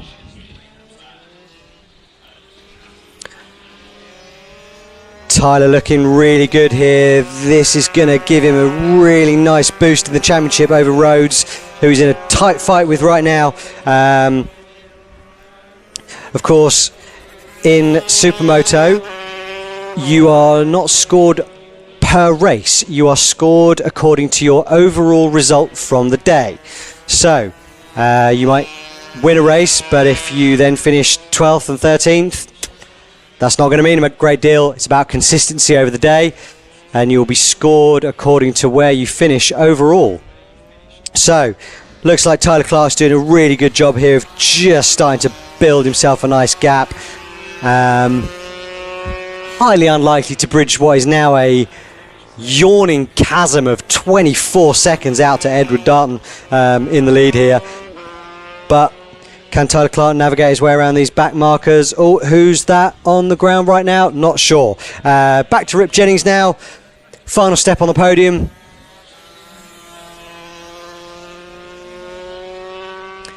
Good ride here from the young man, keeping it calm, not letting that P2 slipping away from him break his concentration too much. Looking nice and clean into Luna. Got that nice knee down style, and there he is, Ed Darn, looking just so smooth, so stylish, so fast. Let's hope he sticks with it. Get him into the big bike soon and see how we can get on once we get him onto a 450. Nice and smooth, taking the pro line there, inside outside. Nice run up over the tabletop here. Getting it stopped nicely into that left-hander.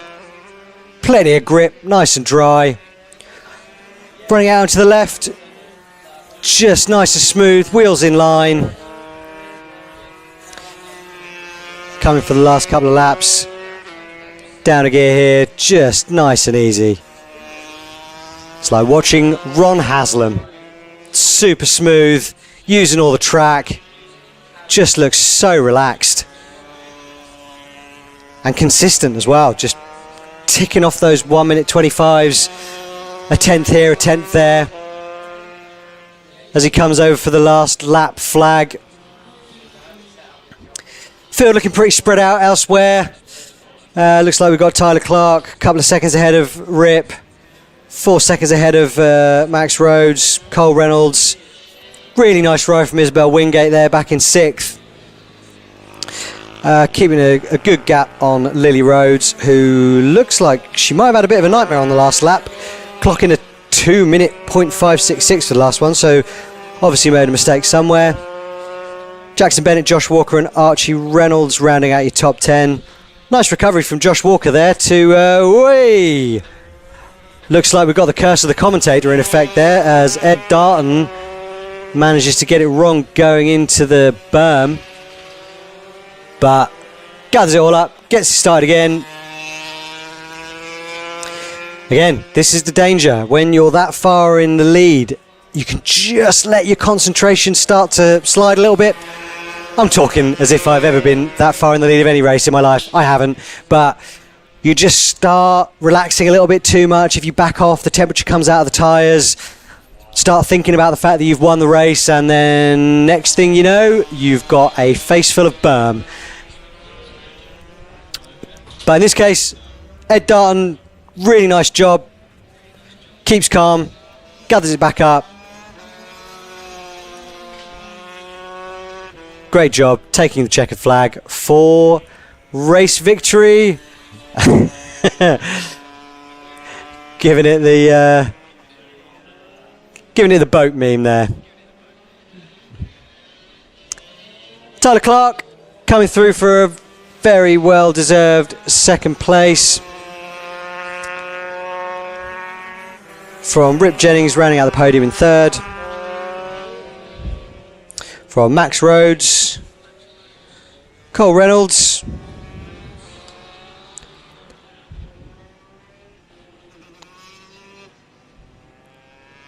and there's the man of the hour. Yeah, quite right. Where is everyone? Great ride. So, as we wait for the rest of the podium coming in, I believe after this race we're going to be going to our lunch break.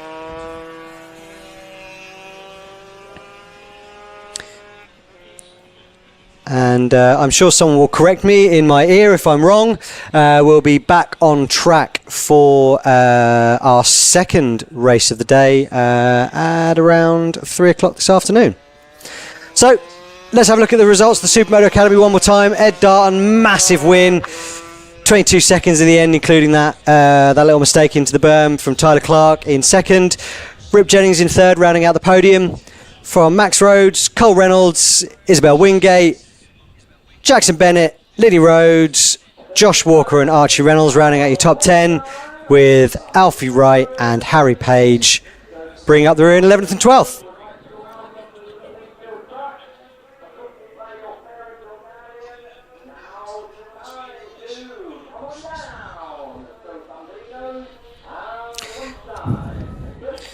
So, there's your top three gathering. Proud dad there, I think. Great race by the boy.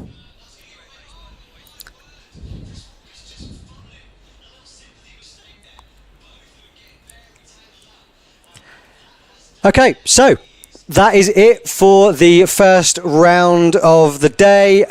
We're going to go and get a bite to eat. I'm going to try and find some honey so I stop losing my voice. And we will see you back here again in an hour for our second group of racing. See you later.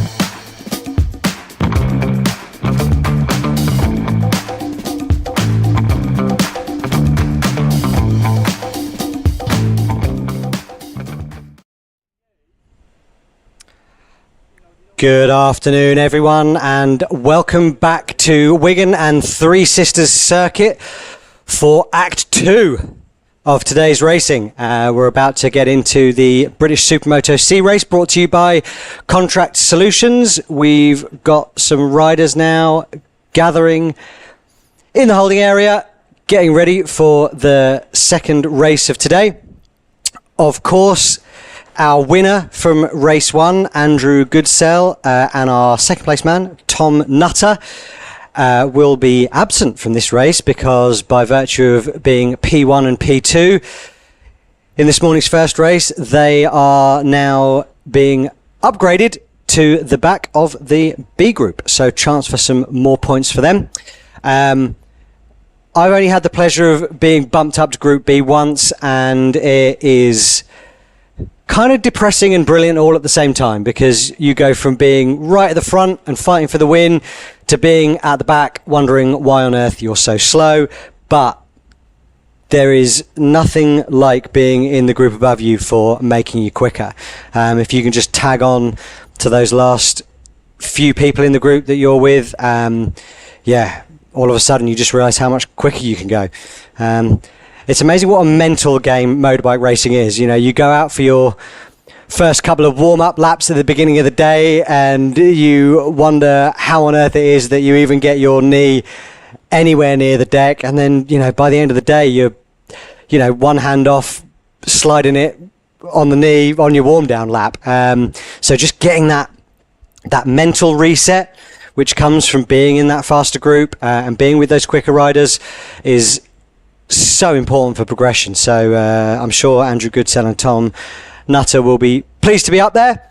Of course, that means that our P3 and 4, Steve Smith and John Laycock, will now be leading us away as we head to the grid under yellows for our warm-up lap for our first race of this afternoon. So let's have a look at the starting grid. Got Dean Clark and Steve Smith, as I said, P1 and 2, followed by Jason Laycock and Philip Rigg, making up your first row. Then we've got Gary Butler, Lily Rhodes, Tyler Clark and Lee Diggard on row 2. Behind them, David Murphy, Rip Jennings, Scott Hillier and Richard Sheen on your third row. John Tardeville, Max Rhodes, Simon Billam and Craig Louth on row 4. Jonathan Reed just behind them, Tommy Sayer, Matthew Granger and Ruby Booth bringing up the rear in 20th. Conditions still looking really good. If anything, bit too hot, to be honest. It's going to be a tough day for them today. Got to make sure they drink plenty of water. Keep their head on straight. Keep the concentration up, because of course, it's amazing how the brain fades as you start to lose that hydration. So, just turning around now. Getting ready, hopefully not eating too much, feeling a little bit sluggish after lunch. To all of you who have managed to drag themselves away from your barbecue and your Pims or whatever it was you'll be doing today, thank you very much for joining us. Got a full afternoon of great racing lined up for you again today. And hopefully at some point we'll be getting some guest commentators in the booth with me. Get some different perspectives on today's racing.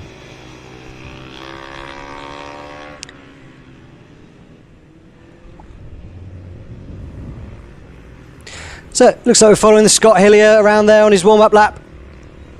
Another one of the younger riders on the 2 strokes.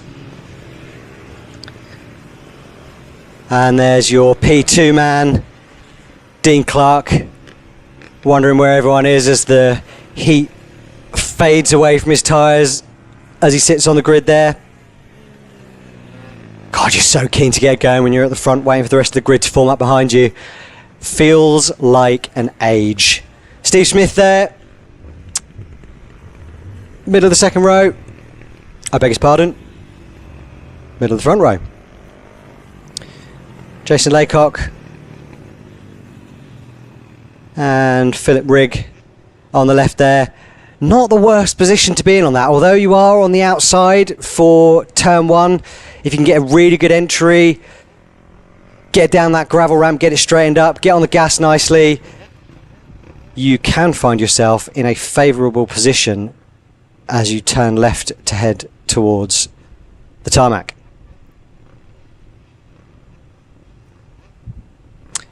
Got your number 6 there, Tyler Clark, looking to show these old boys how it's done. Once again, thanks to Contract Solutions, sponsor of the British Supermoto C Group. Looks like we're getting ready. Under starters orders. Red lights are on. Revs up. And let's go for the second Group C race of the day. Great start there from Dean Clark from second. Really nicely away. And then it's coming round the outside there. I think we've got Gary Butler from way back, I think that is. Getting over to the tabletop for the first time. Taking it nice and easy. Getting it stopped nicely into that slow right-hander as we head into the dirt section for the first time. Looks like our second place man, D. Clark, has got a great start there. I'm not sure what's happened to... Oh, that's Adam Woodhouse back there in second. He's listed as 07. It looks like he's 7:07 on his bike. But yeah, looking like our second place man is already building up a pretty nice gap there. Philip Rigg making a great start from 5th on the grid, already up into second place. Going great guns. Oh, but he's already under pressure there. Coming into Joey's, yeah, and he's managed to get the job done there. Jason Laycock from 4th on the grid, moving up to second with a really nice move up the inside into Joey's corner. Sorry, beg his pardon, third place. So that's onto the podium as we come down onto Rogerson's for the first time. Already a little bit of a gap opening up here with the top 3. Looks like we've got a good race going on there for 5th and 6th, I think that is. So almost everyone making up places there at the expense of Steve Smith, who started from second, but he's had a really difficult start there, losing 3 places in the early stages of this race. We've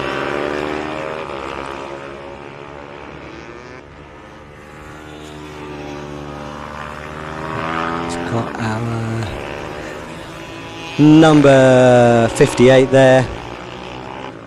Already under a little bit of pressure from Tyler Clark, so that's Lily Rhodes just nobbling me a little bit there, which is put him on the back foot as we go into the dirt for the second time of this race. Everyone making it through nice and clean though. No one lying on the ground just yet. Looking good as we go in there, and that is our number 671, Steve Smith, making good progress there, getting a really nice exit. Can he put the pressure on Phil Rigg going into Joey? Doesn't look like it, but let's see if he can get a good exit here. Tyler Clark probably suffering a little bit from a lack of power there, but you know, he's probably got the weight advantage on the guys in front of him. But really nice and quick there as they come onto Rochester straight, having to get out of it a little bit to stop himself from running into the back there.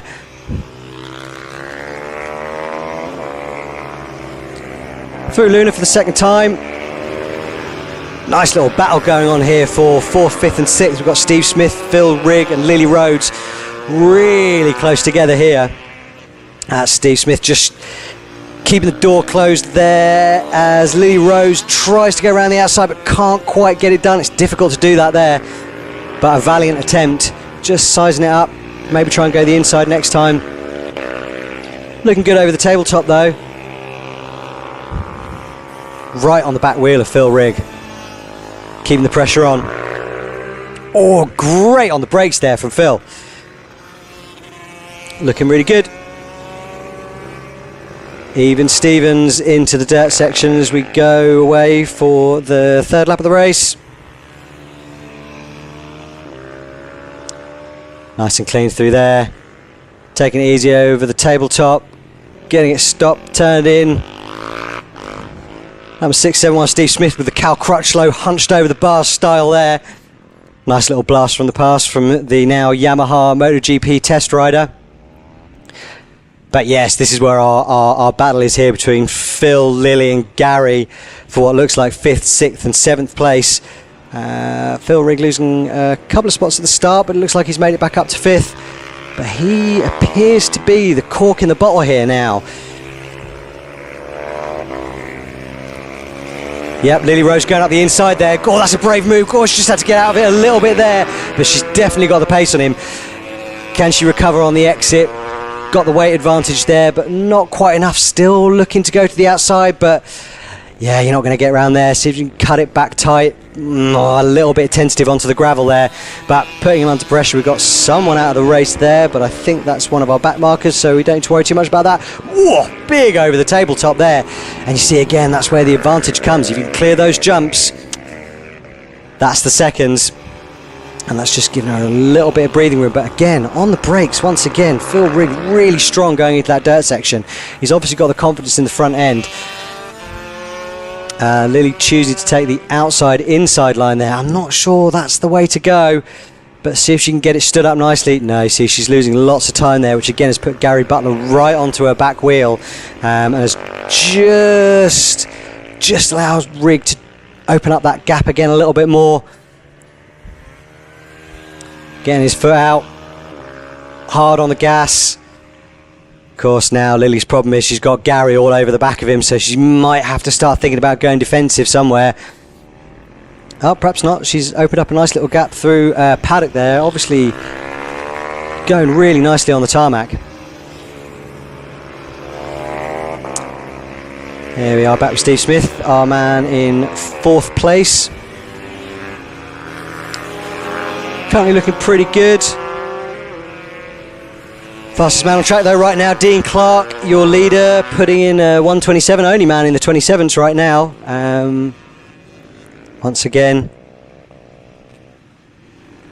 looking for the outside line there. Nothing doing. Lily's definitely got the pace here. Just needs to be consistent. Get on that back wheel and really start turning the screw on Rigg. Get a little bit on the front end there, but again, going for that outside line. I really think she needs to switch to that inside there, because every time it just puts her on the back foot there. See, she can't quite get the power down in the same way that Phil does going over that tabletop, which once again puts Gary Butler onto her back wheel. But this is definitely where the fight is, as Dean Clark extends his lead at the front even more now, knocking on the door of a 5-second gap there, booking his ticket into the last Group B race of the day later on. Good for our number 70 round, Gary Butler. Back in 7th place there, but looking good. Still where he was from where he started in 7th on the grid. All settling down a little bit now. That Rhodes Rigg battle is really, this is the fight. This is the battle. The fight for 5th and 6th. And you want to be in that top 5. You really want to be in that top 5. Just feels different somehow. Top 5, top 10, podium. That's where you want to be. Getting some encouragement there from someone standing at the side. Oh, we got a little bit of tangle with a back marker there. Is Lily going to... See, that's put him onto the outside line. So perhaps with Lily, with a little bit more experience on this line now, maybe this is to her advantage. Maybe I was wrong. Maybe she can use this now. She understands where the grip is and what's going on. And yep, see, that's kept her right in touch. That's going to work really nicely for her on the tarmac, because she's definitely quicker through here. She's definitely got the pace through Paddock. Maybe even through Joey. Can she get one? Yeah, just bringing the... Yep. Really nice on the brakes there. Closing the gap. This is where you start to hear the rider behind you. You feel it. You can get a sense that there's someone behind you. You don't need to look back. You just know they're there. It's like a sixth sense. Here she goes. Is she going to get him into Luna? Oh, again, brave move. You're not going to get around him there. But it might have just put him off. It's put him on the defensive going into Luna. That means he's tight going in. Can he get the power down in the same way that Lily can? Is she going to go to the outside again? Or is she going to this time try and stick out the inside? She's better on the brakes. He's covering off really nicely. That's put around to the outside. Yeah, there she is. Can she get it stood up? Not quite. That's nice. Phil Rigg just closing the door on her there, but this is good. Now what Lily really needs to do is just follow him here. Follow him through that dirt section. Take the same line as he does. Keep that pressure on. Force a mistake. Just 2 laps left. This is great racing. Oh, good on the brakes there, but has she gone to the outside again? Yes, she has. He's going to be feeling the pressure now.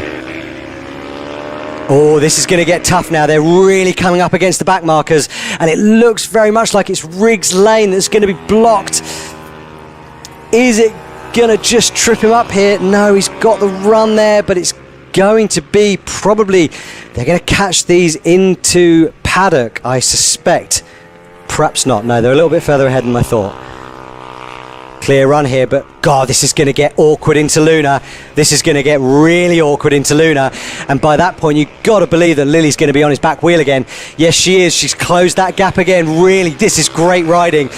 See, there he is. He's being forced to go to the outside line. That's really going to compromise him. Yes, it has. Lily round the outside. Yes, this is it. Can she get it stood up? Get on the gas early. Try to get that inside line. Really try and take the advantage as we go to the last lap. This is it. This is your chance, Lily. Keep on the back of him. Into our first corner. Not getting too chewed up because it's nice and dry, so a little bit more consistency. Still plenty of grip coming out of the dirt because the wet isn't washing it all out there. Again, this is going to be awkward. This is key here. If this back marker decides to go on the inside line, no, he's got out of the way. Well done. Excellent work. Staying out of the way of that group. Really good riding. Oh, but this is it. This is compromised. This is Lily's chance. Yep. Rigg's got his line blocked. That's really slowed him down here. This is Lily's chance. She's going to see it. Can she get... Oh, no, he's just managed to get around him in time. What a great race. He might have it done here. He might have sealed the deal by getting around that back marker. Absolutely brilliant riding from Rigg there to deal with those back markers. It's so difficult not to get distracted, not to let it trip you up. But Lily again, so quick through paddock and back onto Rogerstons. This is really good racing. Can she put it out the inside? Is she going to go for something brave? No, not quite. And our leader, Clayton, takes the win. Oh no, not quite. Just close the door. As they take the checkered flag, Rigg manages to hold off Rhodes. What a great race. Won beautifully by Dean Clark there with a 5-second gap from Jason Laycock. Lee Diggard in third, rounding out our podium. Then we got Steve Smith, Phil Rigg and Lily Rhodes with an absolutely great race for 5th and 6th. Gary Butler in 7th. Another really strong ride there from Isabel Wingate. Back on the dirt for the first time in a little while. Coming in home in 8th. A lap behind. No, not quite a lap behind. She is on the lead lap still. And then you've got David Murphy, John Tardiful rounding out your top 10. Following Tardiful home there, Richard Sheen, the number 52 in 11th. Simon Billam in 12th. Craig Louth, Max Rose, Andy Nuttall and Samuel Biles. So Clark and Laycock getting the boost up to Group B, leaving Lee Diggard and Steve Smith as your 1 and 2 for the next race. Super race. Enjoyed that one. And now I believe we will be going down to the podium again, where once again I think we'll be joined by Simon Bentley to have a chat. Okay, so no interviews. Simon Bentley's off getting a cup of coffee somewhere. But absolutely great race. Apologies to Dean, Jason and Lee there, but you know, when you cruise to a 5-second victory and we've got an absolute ding-dong going on for 5th and 6th, we've got to concentrate on where the good racing is. But mega ride by Dean, well-deserved place in Group B for the next race. So, moving on very shortly to our second Group B race of the day, where of course we've got a couple more upgrades from Group C in the shape of Andrew Goodsell and Tom Nutter, who rode a fab race this morning to book their slot at the back of the grid. Going great guns. And of course, same story, we had an upgrade for Group A, so that puts Neil Mellon on pole for the second race of the day from James Wood. Craig Forshaw, who I'm told is not very happy with his Honda, struggling to get it turned, wants a KTM. Completely understandable. Scott Wright in fourth place. We've got Blaine Pearson at the front of the second row from Dan Billum, Tom Ellum and the great Jamie Wrigglesworth. Row 3, Kevin Crowthers, Mark Stevens, Michael Craig and Dan Spencer. Fourth row, Adrian Dealey, Dave Spafford, Sean Rogerson and Dax Armand. And row 5, we got Duncan Wright, Ian Rogerson, Sean Jones, Eddie Rushford.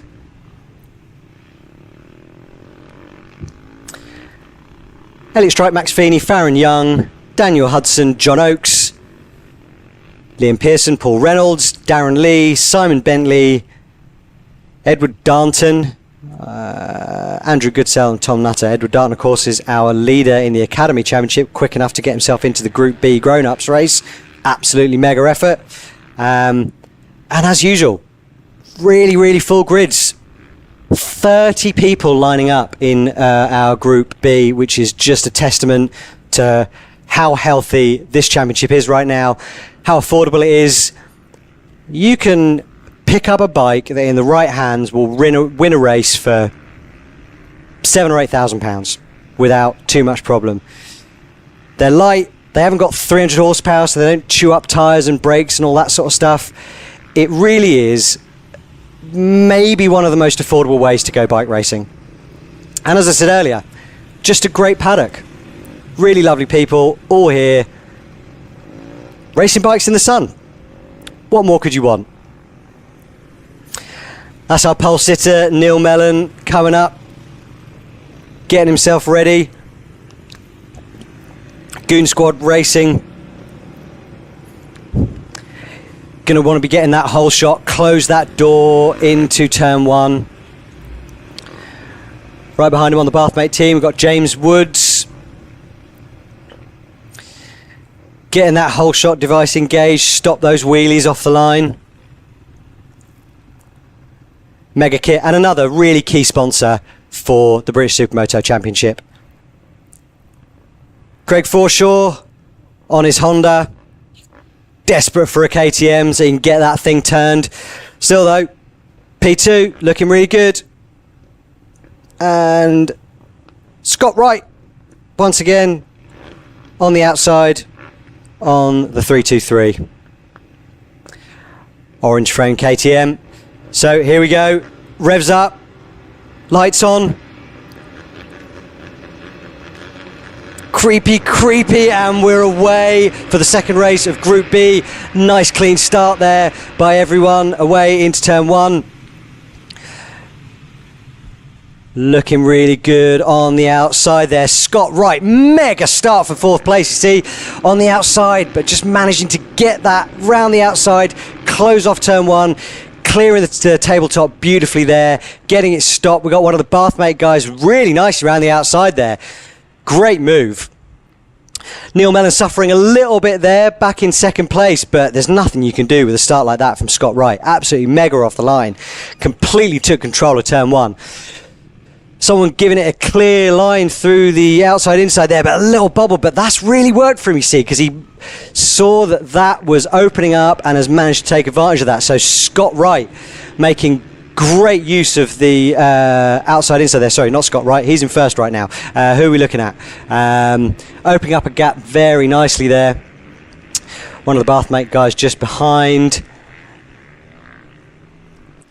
In a very tight battle now for second place between, who have we got there? We've got the number 63 of Kevin Crowthers from 9th on the grid. What a start from Crowthers, all the way up into 2nd place. Oh, runs it a little bit wide there, but he's got it on the gas, he's got it stood up, but that has made him vulnerable. Yes, it has, and that is the 101 of Neil Mellon fighting back into turn 1, and it has just slightly opened the door there for Craig Forshaw to pull through as well, but no, he's managed to defend it really nicely. Can he keep it through to the tabletop? Yes, he can. Closes the door beautifully. That's just separated out that group a little bit. But it looks as though Kevin Crowthers, now free, has managed to just get back on the wheel of right a little bit, but no, he's had a little issue going into the dirt section there. Once again, choosing the outside line there, which does make that turn into the tabletop there a little bit tighter, but it seems to work quite well for Crowthers there. He's still managed to stay on the back of Mellon as they come down again into Joey Dunlop's corner. Once again, Mellon with the more sort of superbike style tarmac racing, and you can see it's just giving him the edge as they go into that corner. Oh, we've got a rider down there. I can't quite see who it is through the dirt.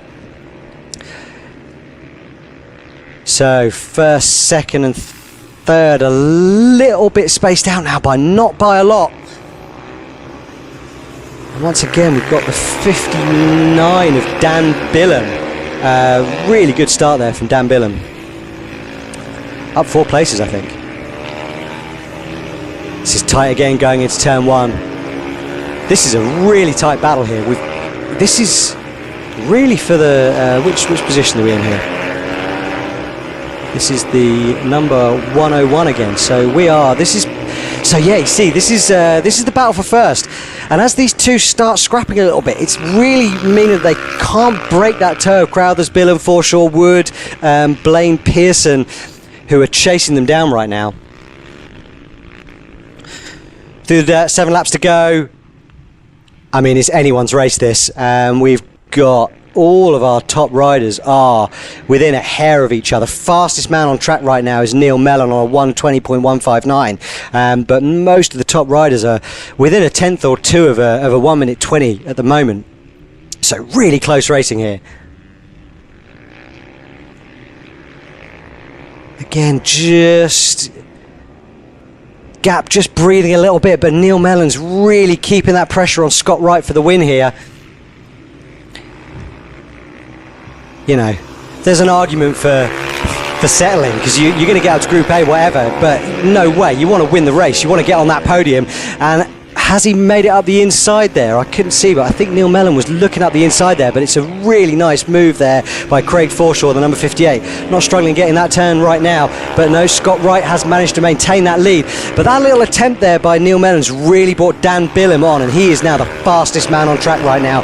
Just knocking on the door of a 1:19 right now on a 1:20.004, and there he goes. Look, really good on the brakes. Is he going to cut across to that inside line? No, he's not. He's staying around the outside. And once again, that's going to compromise him a little bit coming into the tabletop, but he's looking good into that berm. Gets it turned and stood up beautifully. Great drive there. Can Mellon just push him wide a little bit? Yeah, he's managed to just defend that, and this little scrap between the two of them once again just giving Scott Wright that couple of tenths of breathing room. This is a great race, and again both of them actually quite a lot quicker through than Scott Wright. They really managed to close that gap up to Paddock. Little wheelie there, definitely, yeah. Neil and Billum have definitely got the measure of Wright on the tarmac here. Much quicker.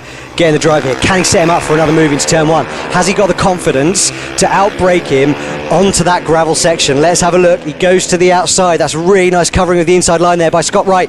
Can he get around the outside? Billum going around the outside. Can he get that inside line? Yes, he can. Oh, a little bobble there, but that's worked really nicely. Just run him out of track a little bit. Once again, that's put Dan Billum right onto the back of him again. Great move there by Neil. Really assertive. And now he can just start to ease that gap a little bit. But once again, Scott Wright definitely quicker on the dirt. He's going to that outside line. Let's see if he can get it stood up as nicely as he did last time. Can he put something on him? There he is. Yeah, really nice. But no, he's just got that inside line covered.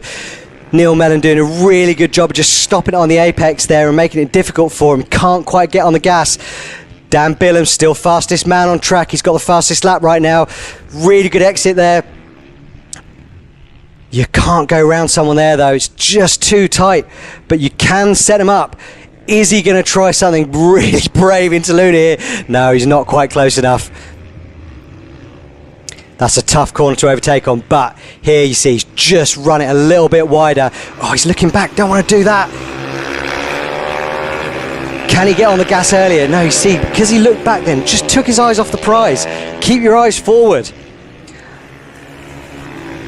Scott Wright covering the inside line nicely there from Billam. Just 4 laps to go now. This is great racing. They are going to be chewing the handlebars off. Super smooth over the tabletop there. Dan Billam looking everywhere, just looking for a gap, but it's such a hard track to overtake on. Oh, it looks like a little mistake there by Mellon onto the dirt. That's given Scott Wright another opportunity to get round the outside here. That is his line. He's one of the only people really that's making that line work, and he really is making it work. There, he's got it done. That's a great move. Super nice there from Scott Wright. Really good riding there. He had his strategy, he stuck to it, he's making it work.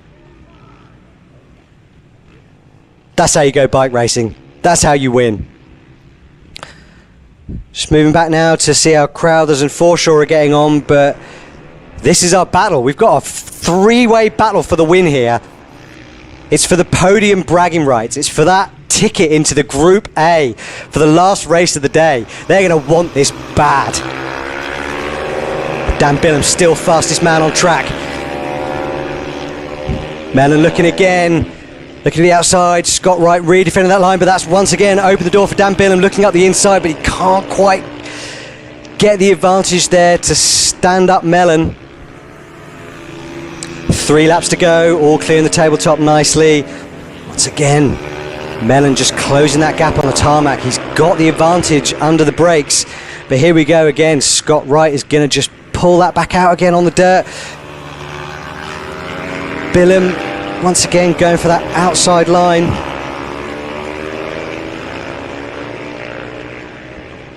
Scott Wright maintaining the advantage.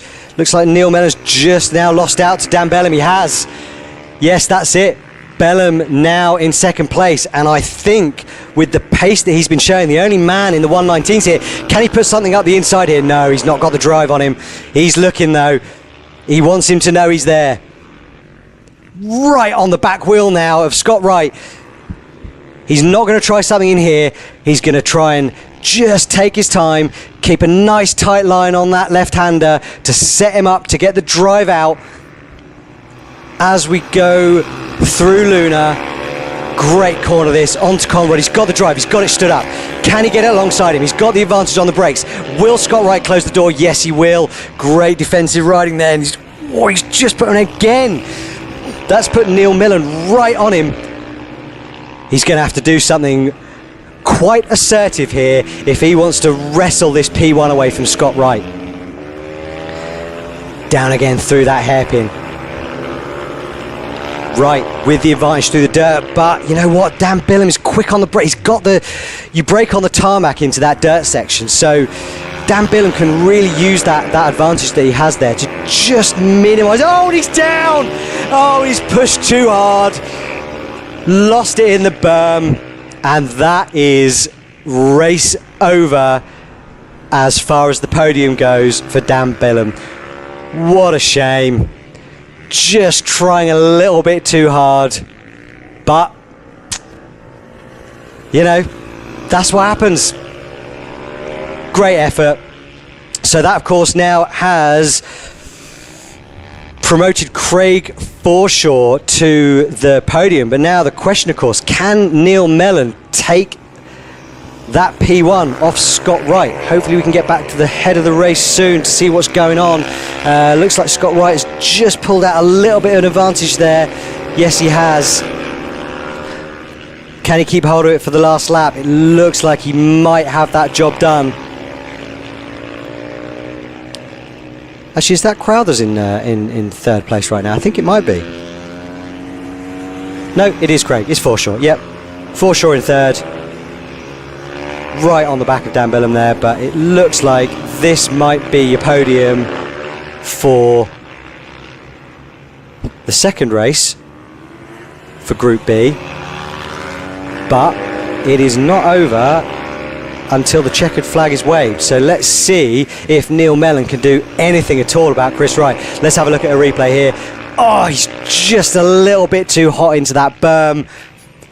Tips the front wheel over, trying a little bit too hard. Real shame that. Great ride though. So here we go, on to Rogerson's for the last time. Into Luna. Mellon's going to be gutted. Very disappointing. Scott Wright, Neil Mellon. Onto the last lap now. I was a lap ahead of us. Oh, we've still got one lap to go. Well, that changes everything, doesn't it? Because Neil Mellon is still right on the back of him. This could still be the win for Neil Mellon here. He's applying that pressure. He's really turning the screw here on Scott Wright. Can he get that advantage? Clears the... Oh, he just cases the tabletop a little bit there. Can he use that extra braking performance that he seems to have to put himself on the back of Scott Wright as we go into the dirt section for the final time?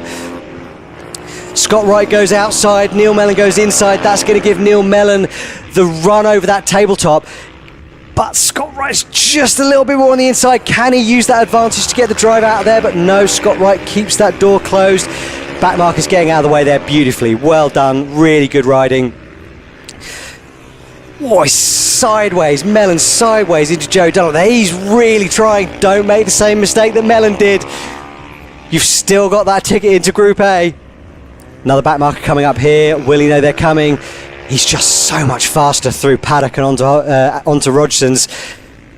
Can he make enough? No, he's not close enough. He's not going to be able to make the difference through Luna to be near enough to get the drive on Scott Wright. Absolutely brilliant race as he takes the checkered flag. Just absorbed that pressure from Mellon for that whole race. Absolutely brilliant racing. You won't find better racing than that on two wheels anywhere. Congratulations to Scott Wright. Great race. Neil Mellon, Craig Forshaw in third on that recalcitrant Honda. Kevin Crowther's coming home in fourth. Blaine Pearson in fifth. James Woods in sixth. Dan Billum in seventh. Mark Stevens in eighth. Michael Craig in ninth. Tom Ellen just getting into the top 10 there with the fastest lap of the race on a 1:18.691. That is incredible. Dax Almond, Adrian Dealey in 12th, Sean Rogerson in 13th, Dave Spafford in 14th, and Jamie Wrigglesworth in 15th. So there it is. There's your provisional results for British Supermoto B. Elliot Stripe back there in 16th. Maybe the last rider on the lead lap there with a 47.71 second gap to the leader. Scott Wright, Neil Mellon booking their place.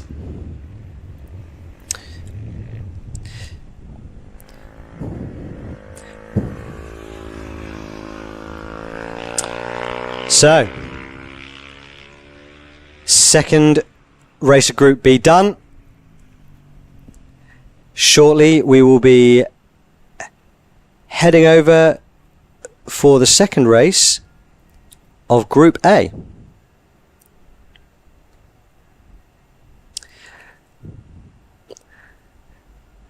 It's going to be a good one here as we get ready for Group A. Quick shout out to Avaya and Lily, aged 9 and 11, racing motocross today at Warmingham.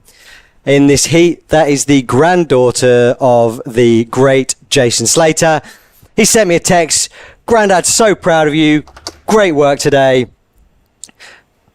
Hope you're watching. Say hi to us on the feed. Maybe if our man Jason Slater sees the camera, he'll give you a little wave. I know you're out there cheering him on. But racing today in Warmingham, in, well, the appropriately named Warmingham, I think, because it's probably, I think it's about 30 degrees there right now. Going great guns in the motocross. So, let's have a look at our starting grid for Supermoto A. Chris Hodgson on pole after a dominant display in the first race this morning. Richard Sharp in second, Jamie Duncan in third, and Alex Mullaney in fourth. Looking good towards the end of the race in race one, so maybe he can do something about the top guys here. Richard Blakeman, Chris Walker, Lee Williams and Harley Sharp on row 2. Oliver Holmes, Dean Hillier, Ryan Kringle and Peter Bennett rounding out row 3. We've got the great Groomy, head of row 4 from Andy Mitchell, Chris Lambourne and Simon Burgess. Jake Sayer, who's ruffled a few feathers, I think, in the first race today on row 5. Luke Armitage, Jason Slater there in 19th from Kyle Ecclestone in 20th. Then, of course, we have got our Group B upgrades in the form of Norbury and Blake Wilson joining the back of the grid for Group A. Question once again, as it seems to have been all season, can anyone do anything about Chris Hodgson on that TM? The answer at the moment appears to be no. But again, anything can happen in motorbike racing. I feel like the only way that they're going to be able to get an advantage over him is disrupting him. He's a Jorge Lorenzo character. You can't let him get out the front and start building that rhythm, because at the moment, with the way he's riding right now, and now that he's got that TM working for him, you got to believe he's just going to disappear into the distance. But let's see what Richard Sharp, Jamie Duncan and Alex Mullaney can do about him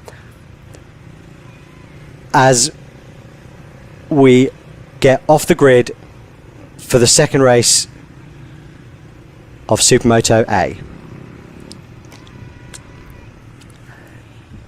You will struggle to find a better prepared bike than that TM.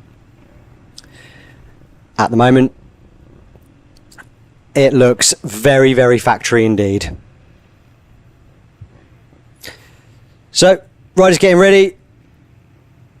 Still absolutely baking hot here in Wigan. That's Richard Blakeman. Fat and fast on the KTM. Getting that clutch oiled up, ready for the start. Just seeing Chris Walker in the background there from Lee Williams. Harley Sharp in the distance there. Let's see what he can do off the start.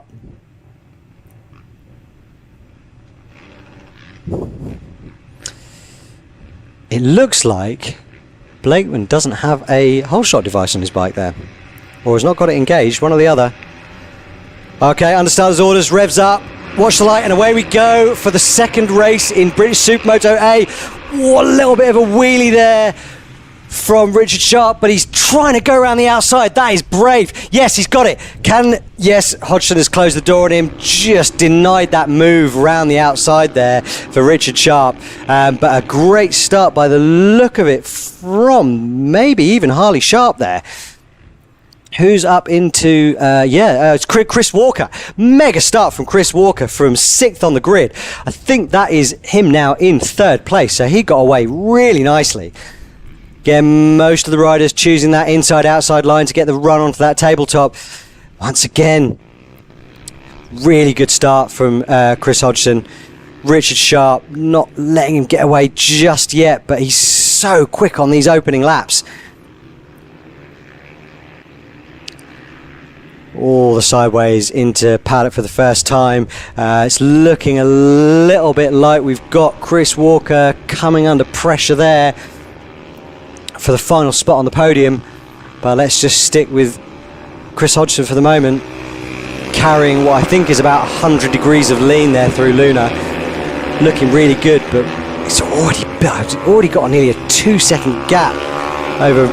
Oh no, that's sorry, beg his pardon, that's back to 3rd. Richard Sharp really good into that turn 1. He's so good on the brakes, but just running it a little bit wide, compromising in there into the tabletop. But once again, just not quite letting him get away there. This is a really good start here from the older of the two sharp riders that we've got on the grid right now. Chris Walker, absolutely mega, up into third place. Podium slot for the owner of the Chip Sky, but under a little bit of pressure right now from the two fat and fast riders. And I'm not sure who that is that we've got there. That's Mulaney.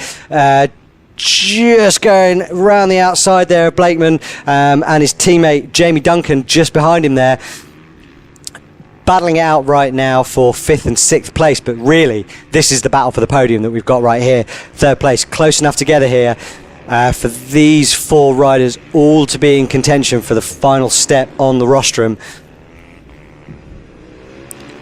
But yeah, once again, great ride there from Chris Walker.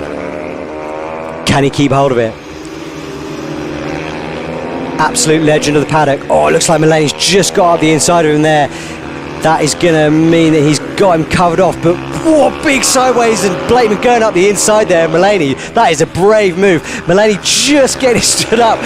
Crikey, that's great riding. Well done, all 3. To keep out of their way there, absolutely mega.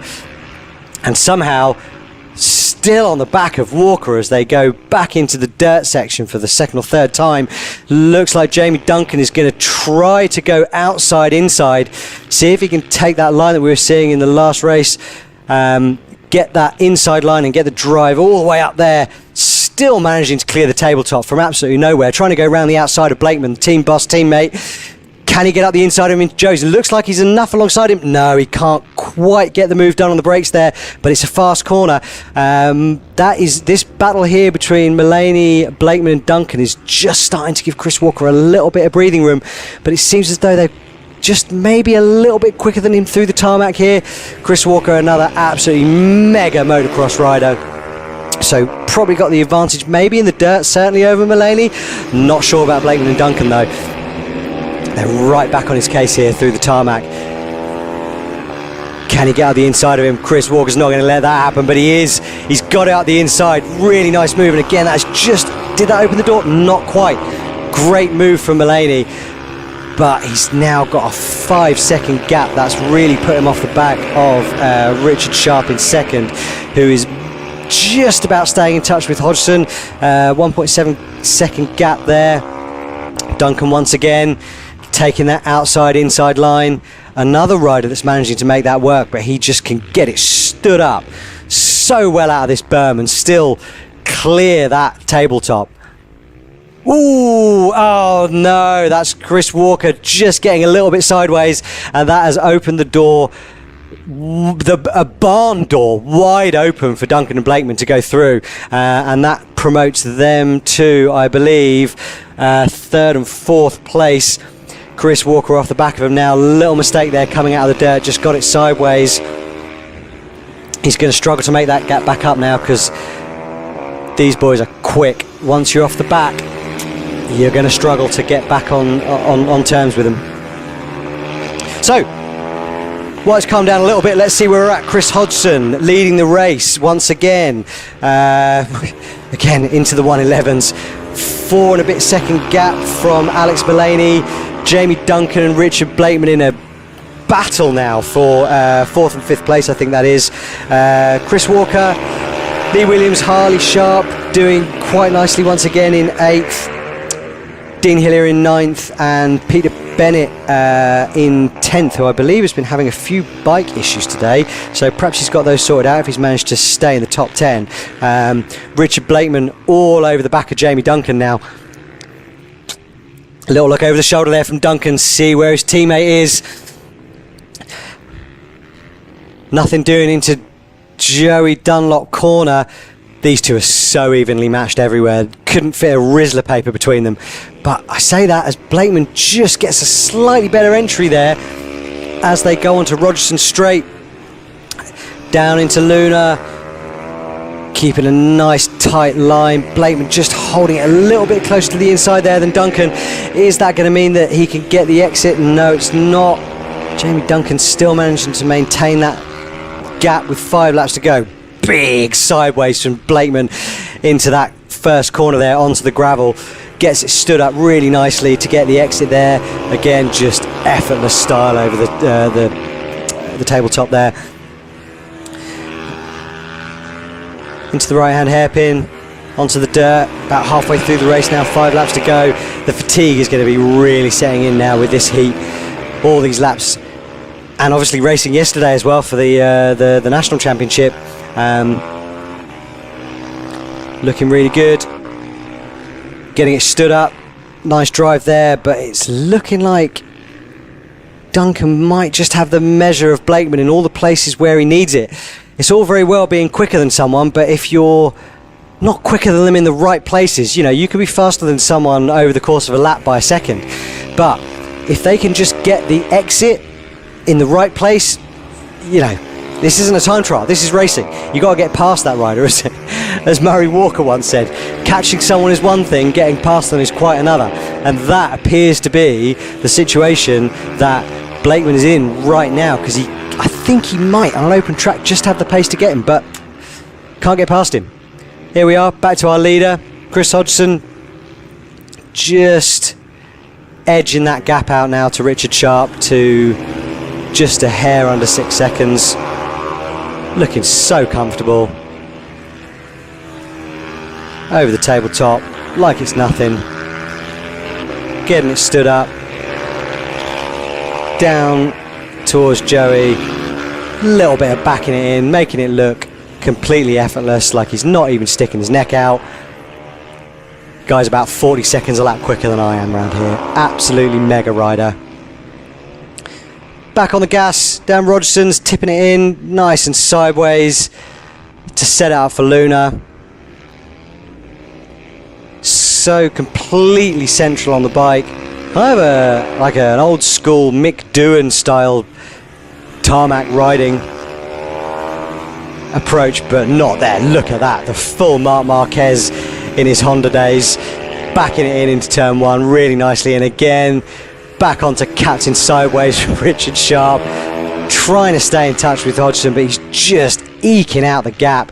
Oh, who's on the floor? That's Alex Mullaney. Mullaney's down. Mullaney's down from 3rd place, that was, I think. That's what we're talking about. Just a bit too hot into turn 1 maybe. Tuck the front and you can kiss that podium goodbye. So that puts a bit of spicy sauce on this battle between Duncan and Blakeman. Little look over the shoulder from Richard Sharp there. You've got nothing to worry about, mate. They're miles behind you. But Duncan and Blakeman, this is now a battle for the last step of the podium, which is just different.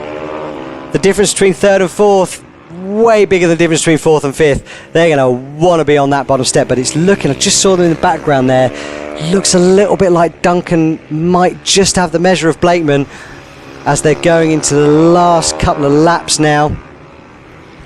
So that's 2 laps to go. They'll be getting the last lap flag next time around.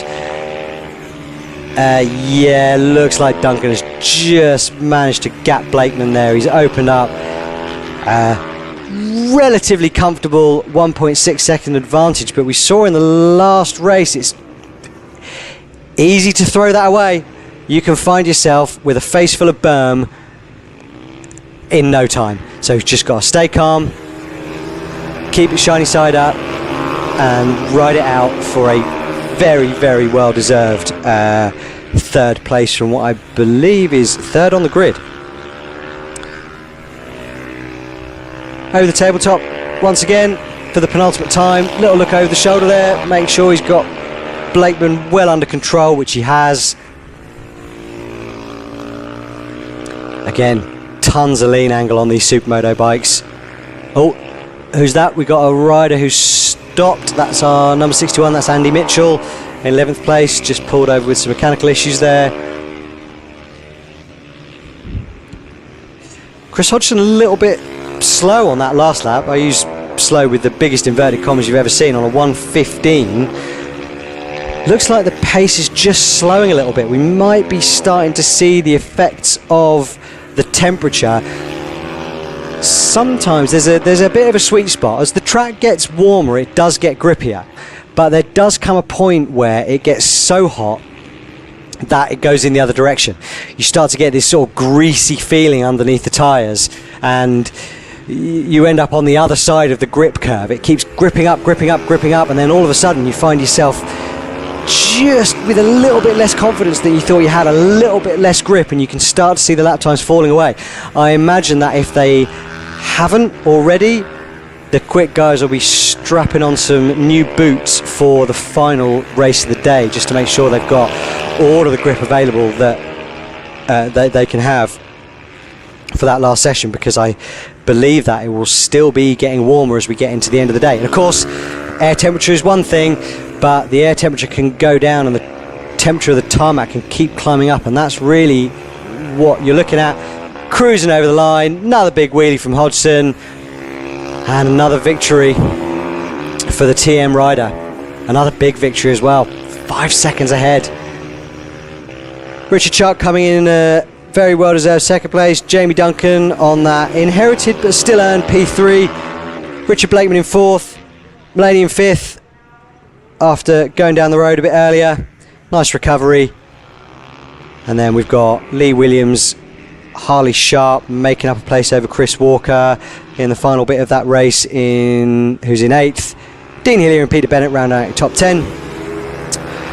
Ryan Kringle having a bit of a difficult race there, perhaps maybe he's a little bit banged up after he tucked the front in race one, but he was in our Super Pole race earlier today and can't do any better than 11th place in that race. Great ride from Paul Groom there to come home in 12th. Oliver Holmes 13th, Chris Lamborn in 14th. Mike Norbury clearly really struggling with that Honda right now, back in 15th place. Jake Sayer finishing up page 1 in 16th.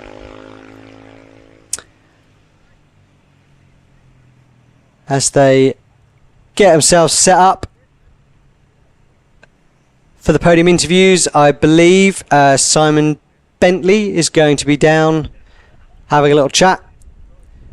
Someone there giving the universally understood hand signal for tuck in the front.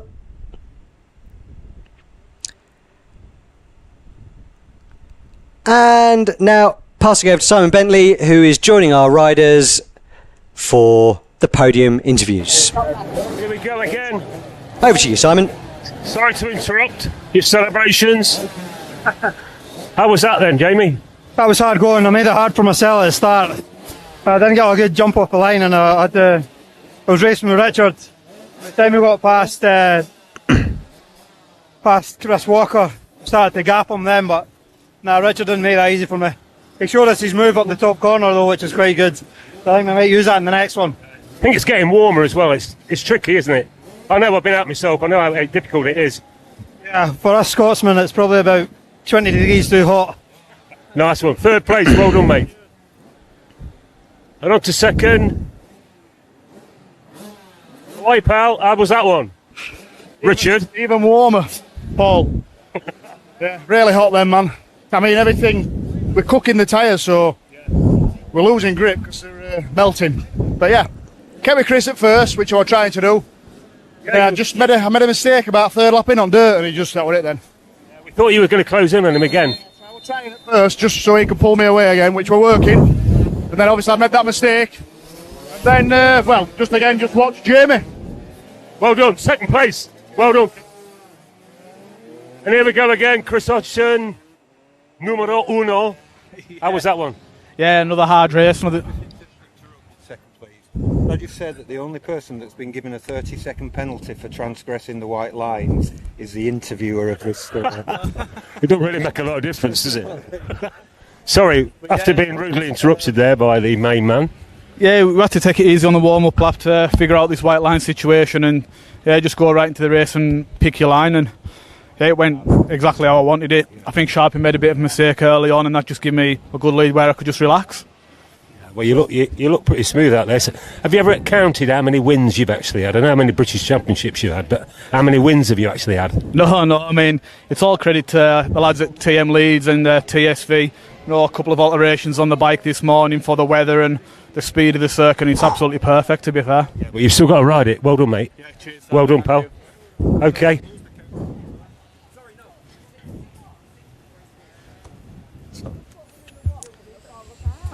So there we go. Into the academy now for the second race of the day. Looking like once again it's going to be dominated by Darton.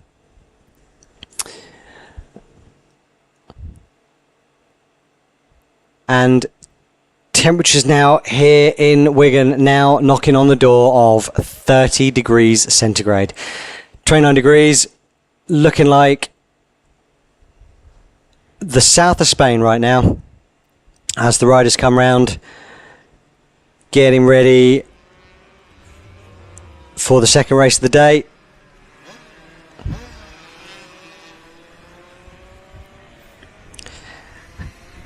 As I said before, going to start getting a little bit difficult now. Oh, we got a rider down. Hopefully they'll be able to get him up and on his way and rejoining the back of the grid very quickly. But once again, super difficult for these boys and girls waiting on the grid right now, because for every second that they're sitting there is just temperature bleeding out of those tyres. And of course, with weather like this, I hate to keep going on about it, but it's so hot, they're just going to be sweating. Sweat starts getting into your eyes, you start feeling uncomfortable. Looks like we've got a little problem here for our 183. Perhaps Oliver Mullaney.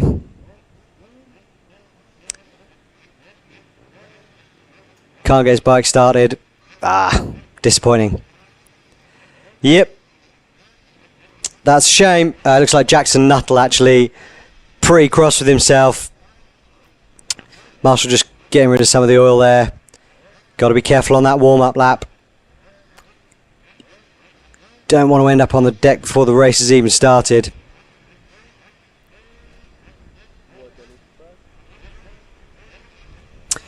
Once again, don't forget, do all the liking and subscribing. Find us on Instagram, British Supermoto Championship. Give us a like, give us a subscribe, hit that notification bell on YouTube so you don't miss any of the action. And I mean, with the races we've been having today, especially in Group B and for the podium in Group A, I don't know why you'd want to be anywhere else right now, even when the weather's like this.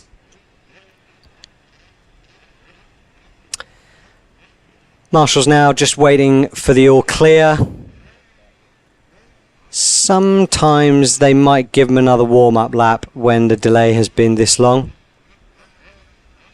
Seems as though Jackson Nuttall, yes, has dropped a little bit of oil on the circuit. Not the biggest problem there, because it's already pretty slippy and is covered in dust. So just trying to get something on there to soak up the worst of it. And Nuttall in the background there, resigned to watching this race from the sidelines, but I'm sure he'll learn his lesson from that. The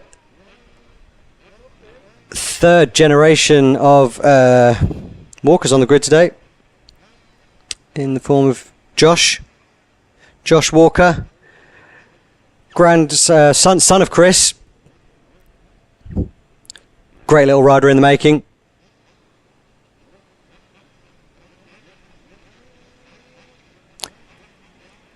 And it looks like we're ready to get going again. Can Tyler do anything about Darton? I suspect not, but once again, got to disrupt him, and it's lights out, and away we go. Again, another mega start there from Darton. Clark can't quite get the measure of him going into turn one. Ooh, it's bunching up there as it always does into turn one, but it looks like everyone's got away clean. Question now, can Rip take it to Tyler for P2? Can Darton keep it upright? As we head into the dirt for the first time. Clearing the tabletop nicely there. Got a yellow flag in the background there. Looks like maybe someone's dropped it coming into the dirt for the first time. Most of the riders once again choosing that inside-outside line to give them the best possible run over that tabletop. Doesn't look like the oil's causing too much of an issue there on the exit as we head down to Joey's once more. Time screen showing, timing tower showing last lap right now, but of course we've still got 7 laps to go here. Plenty of racing left. And looks like we've got a nice battle brewing here as we head back to Clark in P2. Nice knee down style there, coming through Luna. On the gas. And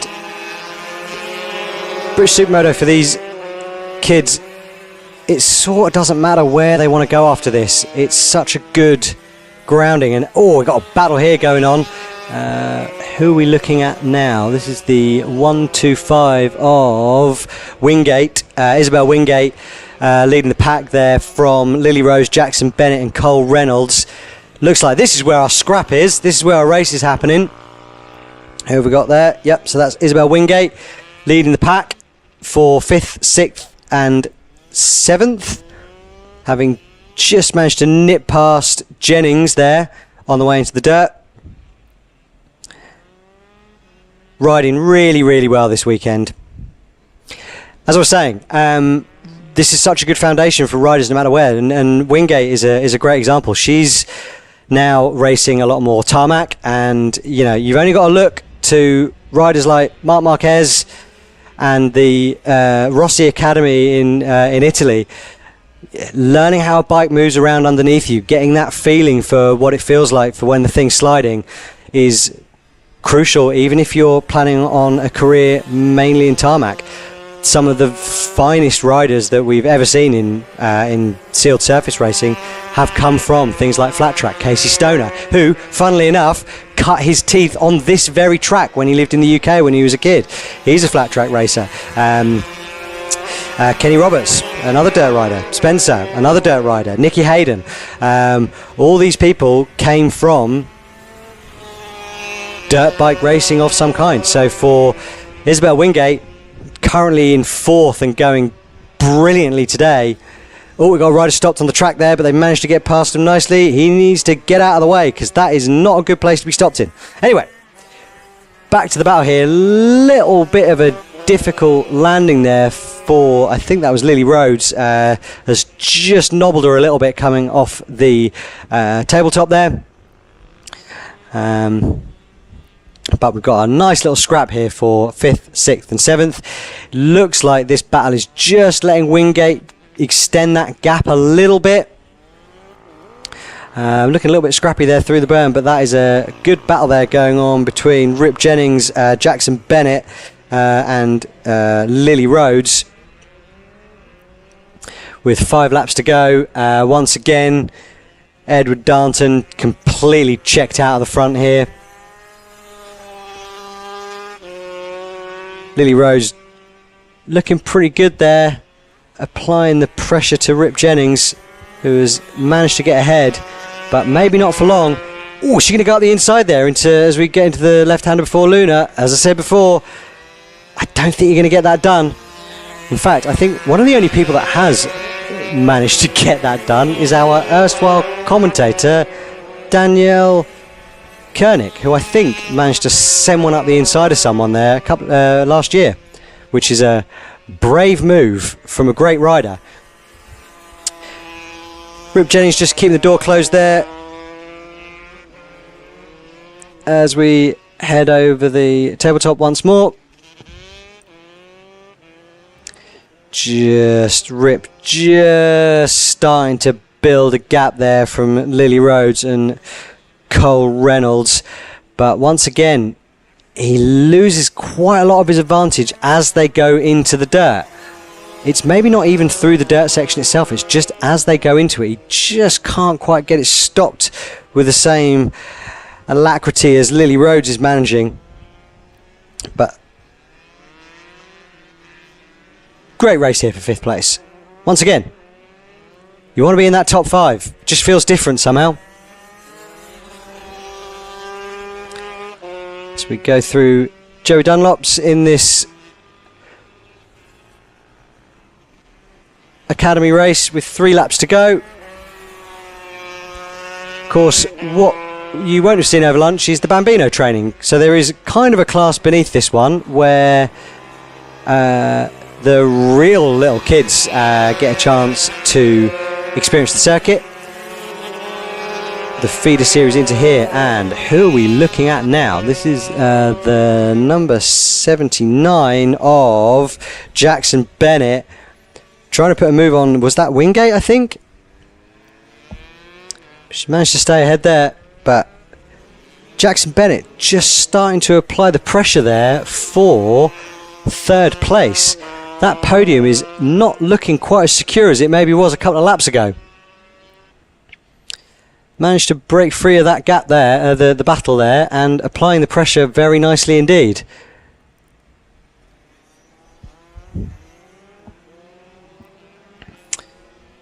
That is Jackson Bennett and Isabel Wingate. Jackson Bennett really starting to wind up the pressure on Wingate, but she manages to keep him at bay there and just managed to stop it on the apex really nicely. Stop him from getting the drive as they drop down into Dunlop's. Wingate's style is just looking really great. Funnily enough, I believe she's had a little bit of instruction from the Jet to my Hunter, the Mark to my Alex, my younger, faster, more handsome brother Si, who has also raced in this championship and done very well indeed for the Trips team. Been helping her out a little bit last year, got her on that MotoGP style, and it seems to be working really nicely for her because she has managed to just open up that gap once more to Jackson Bennett. Although he does seem to come back at her a little bit as we get onto the loose stuff.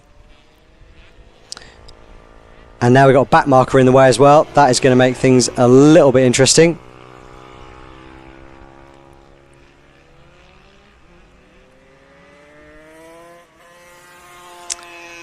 I do beg Reynolds' pardon. We've actually just moved back a little bit, and we're now looking at the battle for 5th again with Lily Rhodes, brother Max Rhodes, and Cole Reynolds scrapping it out for that 5th place. Oh, we've got someone on the dirt there. That's Jackson Bennett. That is Bennett from 4th place. That is it for him. That has gifted the win for Isabel, the 3rd place for Isabel Wingate. Big mistake there. He didn't need to be trying that hard in the dirt. He was trying to make up too much of an advantage there where he thinks he's probably got, where he's just got the measure of Wingate, and that has put him firmly on the deck and out of contention for the podium place. So that makes things rather comfortable, but as we had in the last race, Ed Darton fully checked out, a comfortable 2 seconds quicker than anyone else on track. Archie Reynolds in 2nd, as I said, Wingate in 3rd, Rip Jennings and Lily Rhodes both making good progress, but back in 4th and 5th respectively. Cole Reynolds in 6th, Max Rhodes in 7th, Jackson Bennett in 8th, Josh Walker in 9th. Really nice ride from the youngster there. Getting better and better all the time, and Alfie Wright rounding out your top 10. But yes, so now what is a battle for 4th between Jennings, Rhodes, Reynolds and the other Rhodes is where things are looking pretty spicy as we come back to Edward Darton just cruising home for another 1st place. I'll never say an easy 1st place because winning a race is not easy as he comes onto the last lap. You still got to be quick, you still got to be consistent, you still got to keep it the right way up, and Ed Darton is doing all the right things as he comes across the back marker there, dealing with him very nicely and calmly. Little shake of the head there, but you know, everyone starts somewhere, Darton. You were that slow once. Actually, he probably wasn't. He's so quick. down to the dirt for the final time.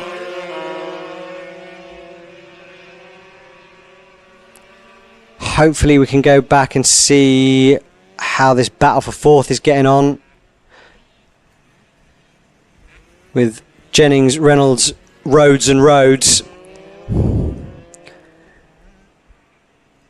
Looking like Max might just have the measure of his sister here.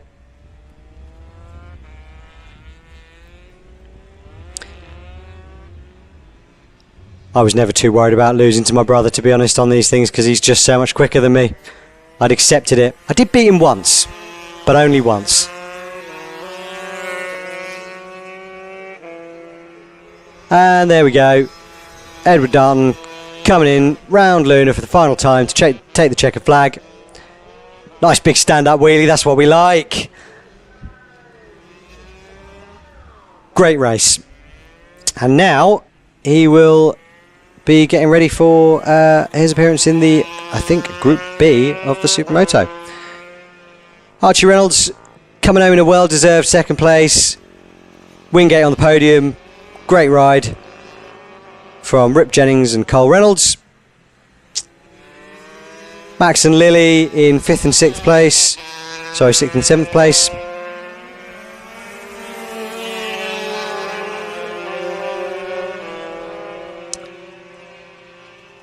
And the young Josh Walker coming over the line in 8th. Jackson Bennett, after that mistake in the dirt there, only managing to recover to 9th. And Alfie Wright rounding out your top 10. And with that, we will be taking a short break while the Superlights get out on track once more. And we'll be coming back in a short while for our final set of races of the day. So stay tuned, we'll be back very shortly for the last races of the day. See you in a bit.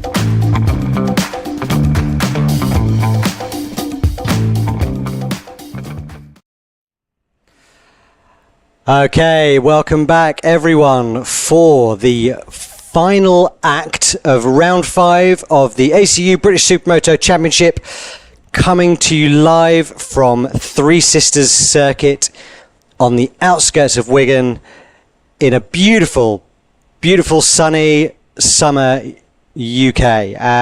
29 degrees centigrade still, so I think that the technical term for that is baking hot. Again, track temperature probably still continuing to climb all day as it's been sitting there under the sun. We're just getting ready now for the Contract Solutions Supermoto C class. Of course, Dean Clark and Jason Laycock both booked their ticket into the Group B race, which is coming up next, which leaves Lee Diggard taking the pole for the final race of the day. He's ahead of Steve Smith, Philip Rigg and Lily Rhodes on the front row in fourth place. Then we've got Gary Butler, Isabel Wingate going great once again, David Murphy and John Tardeville on the second row, Richard Sheen, Simon Billam, Max Rhodes and Andy Nuttall on row 3. We've got Craig Louth, Samuel Biles, Jonathan Reed and Ruby Booth.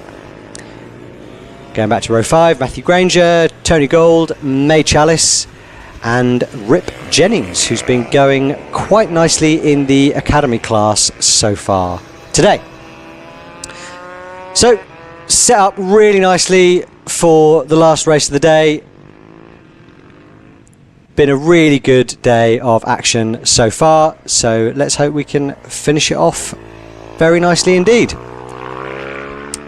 Just cruising around now for their sighting lap on their warm-up lap. Absolutely going large over the tabletop there on the warm-up lap in the background. Love to see it. This is when you are really starting to feel it. In some ways, it's kind of difficult when you're in this Group C class. You're not clearing those jumps is tiring, and I speak from experience, because you're not getting that like nice smooth landing. You know, you tend to be hitting the top of the thing and getting bounced around. So you're not quite getting that same flow through the dirt that the faster guys and girls have. So it's at this point in the day where, you know, you really need to try hard to keep that focus, keep that concentration, hope that you've hydrated enough throughout the day, and, you know, just try not to make any silly mistakes. Having a look there, Lily Rhodes first onto the grid. She's probably going to be sitting there for a little while now, as the rest of our racers line up. Phil Rigg, our third place man. Lee Diggard just rolling onto the grid now to take up his pole position. Were it not for a little mistake, quite a big mistake, in the race earlier, he almost certainly would have been going through to the B group for the last race of the day. But he gets another chance to fight for the victory, maybe make amends for his mistake earlier on. I'm sure he'll be wanting to finish the day on a high. Looks like the last couple of riders are coming in now.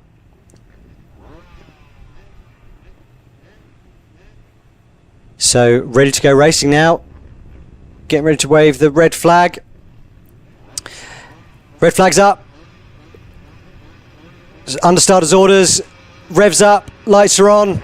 And away we go for the final race of the day. Great start there from Lee Diggard. Already making a big gap as we go into the first corner. Nice work from Lily Rose. A little bit slow off the line there, but has managed to make up a bit of amends coming into the turn one, and finds herself going into P3 as we hit the tabletop for the first time. Little bit of a mistake there from Diggard, which has left the door open for Steve Smith, taking advantage of that, clearing the jump there to edge himself up into first place as we hit the dirt for the first time. Once again, Lily Rhodes going for that outside inside line that she seemed to have been favouring all day. Actually been working kind of okay for her, but she's just got bogged down a little bit there.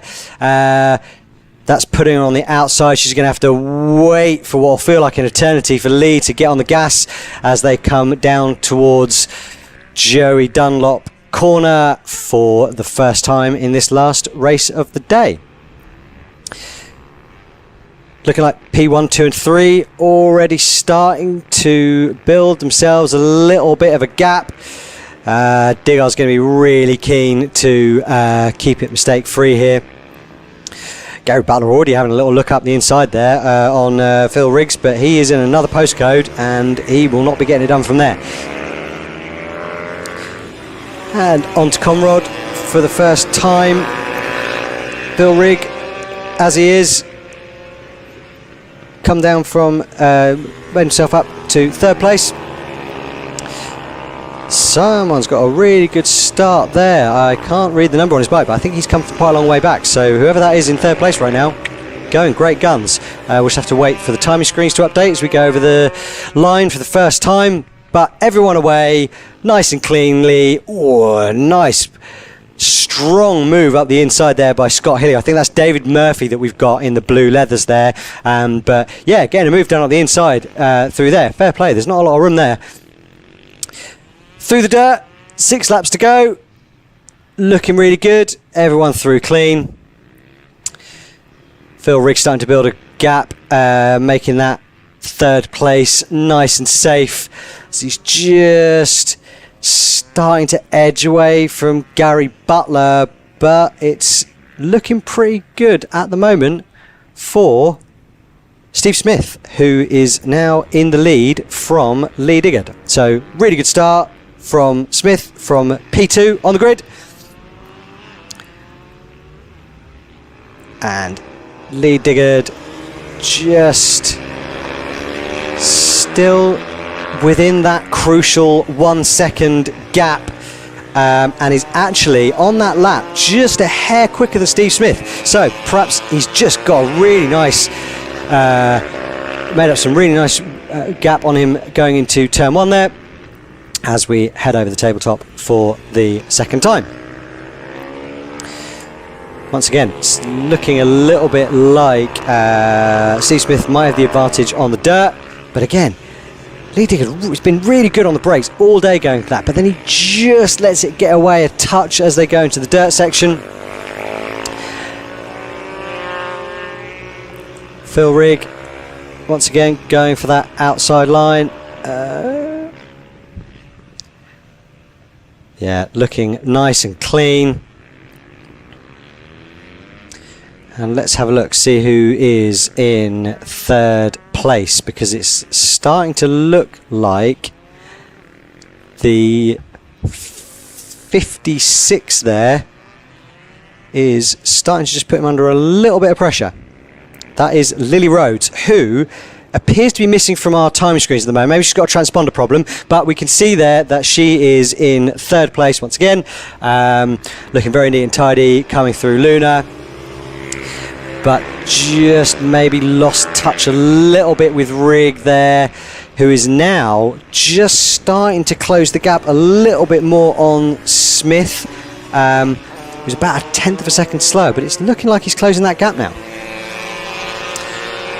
Going down through that much steeper than it looks gravel chute over towards the tabletop. See, there it is again.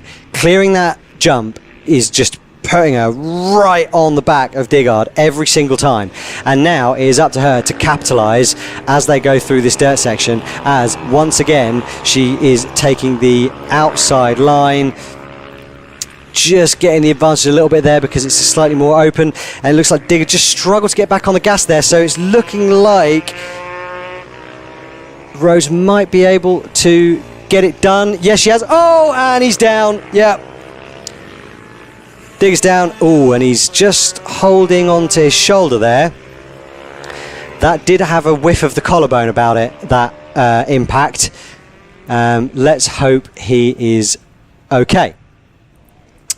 And then as we pick up, that is Scott Hillier, who has inherited that place under a little bit of pressure right now from, I think that is Gary Butler, as they come back out onto Rogerson's.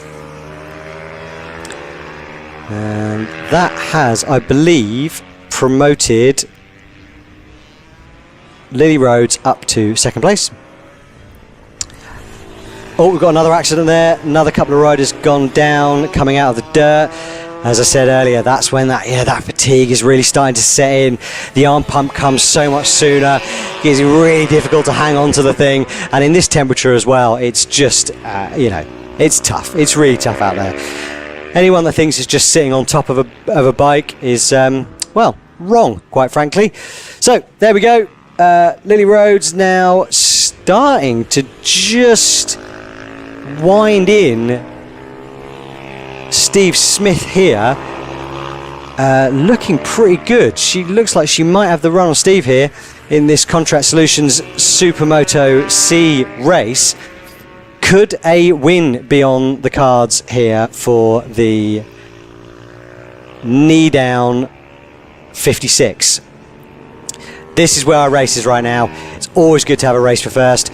Just a little bit wide there going through paddock, but it looks like that knee down style is just giving her the advantage as they go through the tarmac section, as we come into Luna with just 3 laps to go.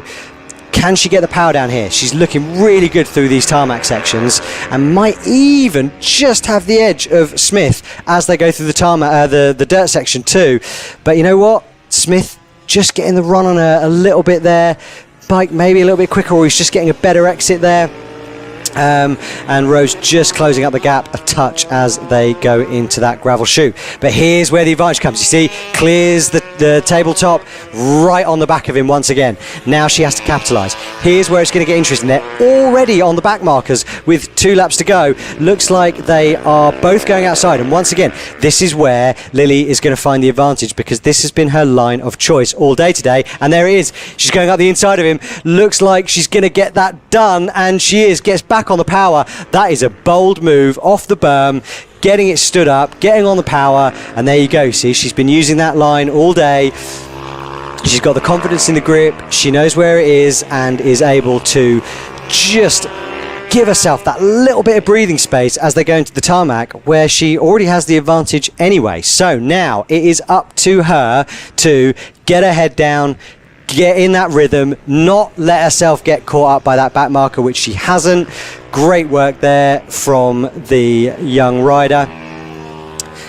Where are we now? We're having a little look at the number 86 right now, one of the junior riders, one of our back markers, who will be finding himself getting lapped any second now by our current race leader, who is being followed by Steve Smith. Question now, of course, Philip Rigg. Where is Philip Rigg? He is currently about, well, he was about a second lap quicker than Steve Smith in that. Sorry, Scott Hillier. I beg his pardon. Scott Hillier, much quicker than Steve Smith on that last lap, but he was held up a little bit in the dirt section, so that's probably not a fair representation of how quick he is going right now. Heading over the first of the tabletops into the dirt section there, our race leader. Even though she is not on the timing screens, I can tell you that Lily Rhodes is currently in first place. Must have some sort of issue with her transponder right now. Coming out, heading down to Joey Dunlop. I believe this is the last lap, but we seem to have been getting that signal a little bit earlier than perhaps we should have been doing, so I'll wait until we get over the line and see where we're at. Coming down into Rogerson's for either the last or the penultimate time. Oh, dearie me, that's not a good idea. Trying to go up the inside of that back marker going into Luna. Could do with just being a little bit more patient there. She's got plenty of space. She can take her time. Yep, and that is the checkered flag and a win for Lily Rhodes. Great ride from her. I believe it will be Steve Smith coming in second, and Scott Hillier rounding out the podium from Philip Rigg, Gary Butler, Max Rhodes. Nice ride for Isabel Wingate there, which I believe will now be 7th because of the issue with the transponder there. As we follow the last riders home to take the checkered flag, they can...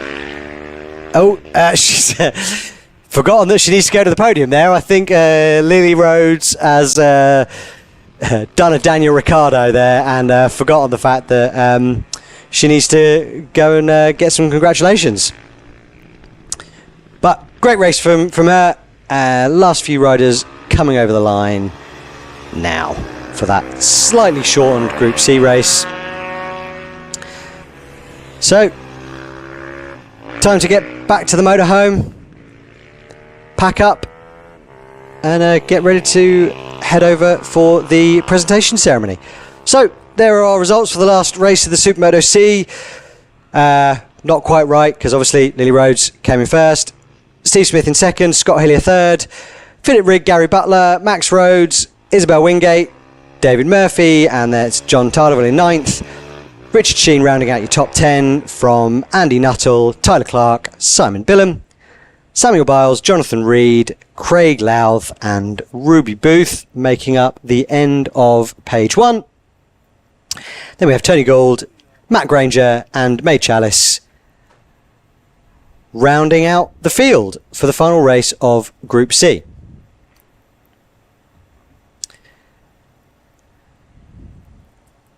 Next up, the last race for Group B. Sun's out, guns out. There's Lily. Getting the congratulations.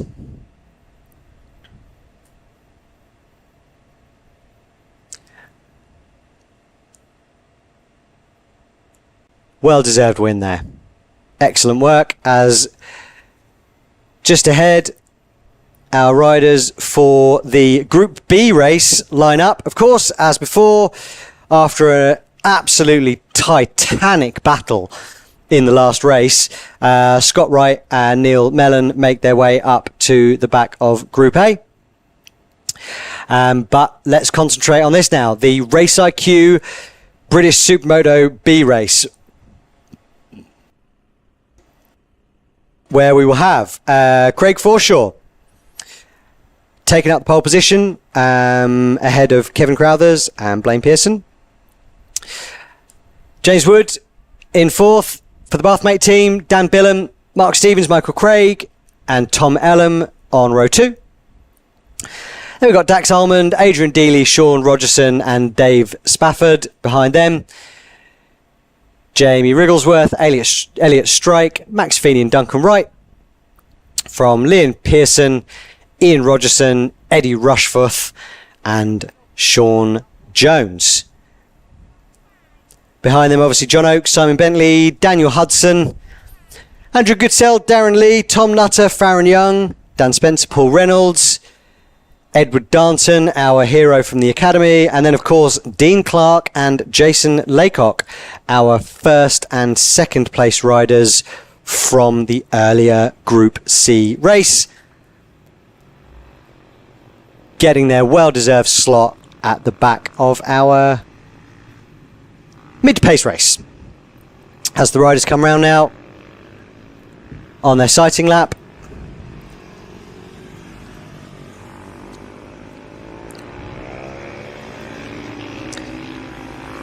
ready to close out the day strong. Straight through onto the warm-up under yellows.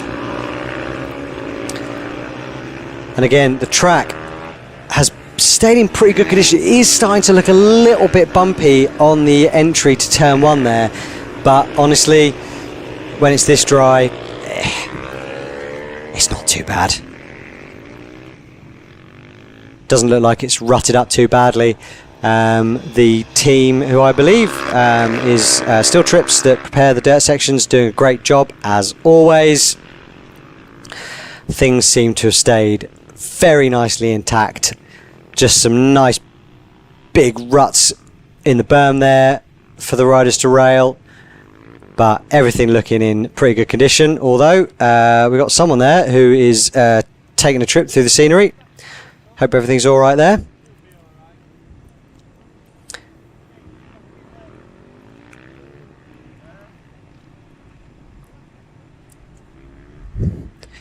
More big wheelies on the warm-up lap. Again, love to see it. That is our 303 Sean Rogerson doing a bit of showboating. Probably Craig Forshaw sharing his number with the late great Marco Simoncelli. Going to be lining up on the grid any second now in pole position. See if he can close the day out strong. Grab himself that win that so far has eluded him.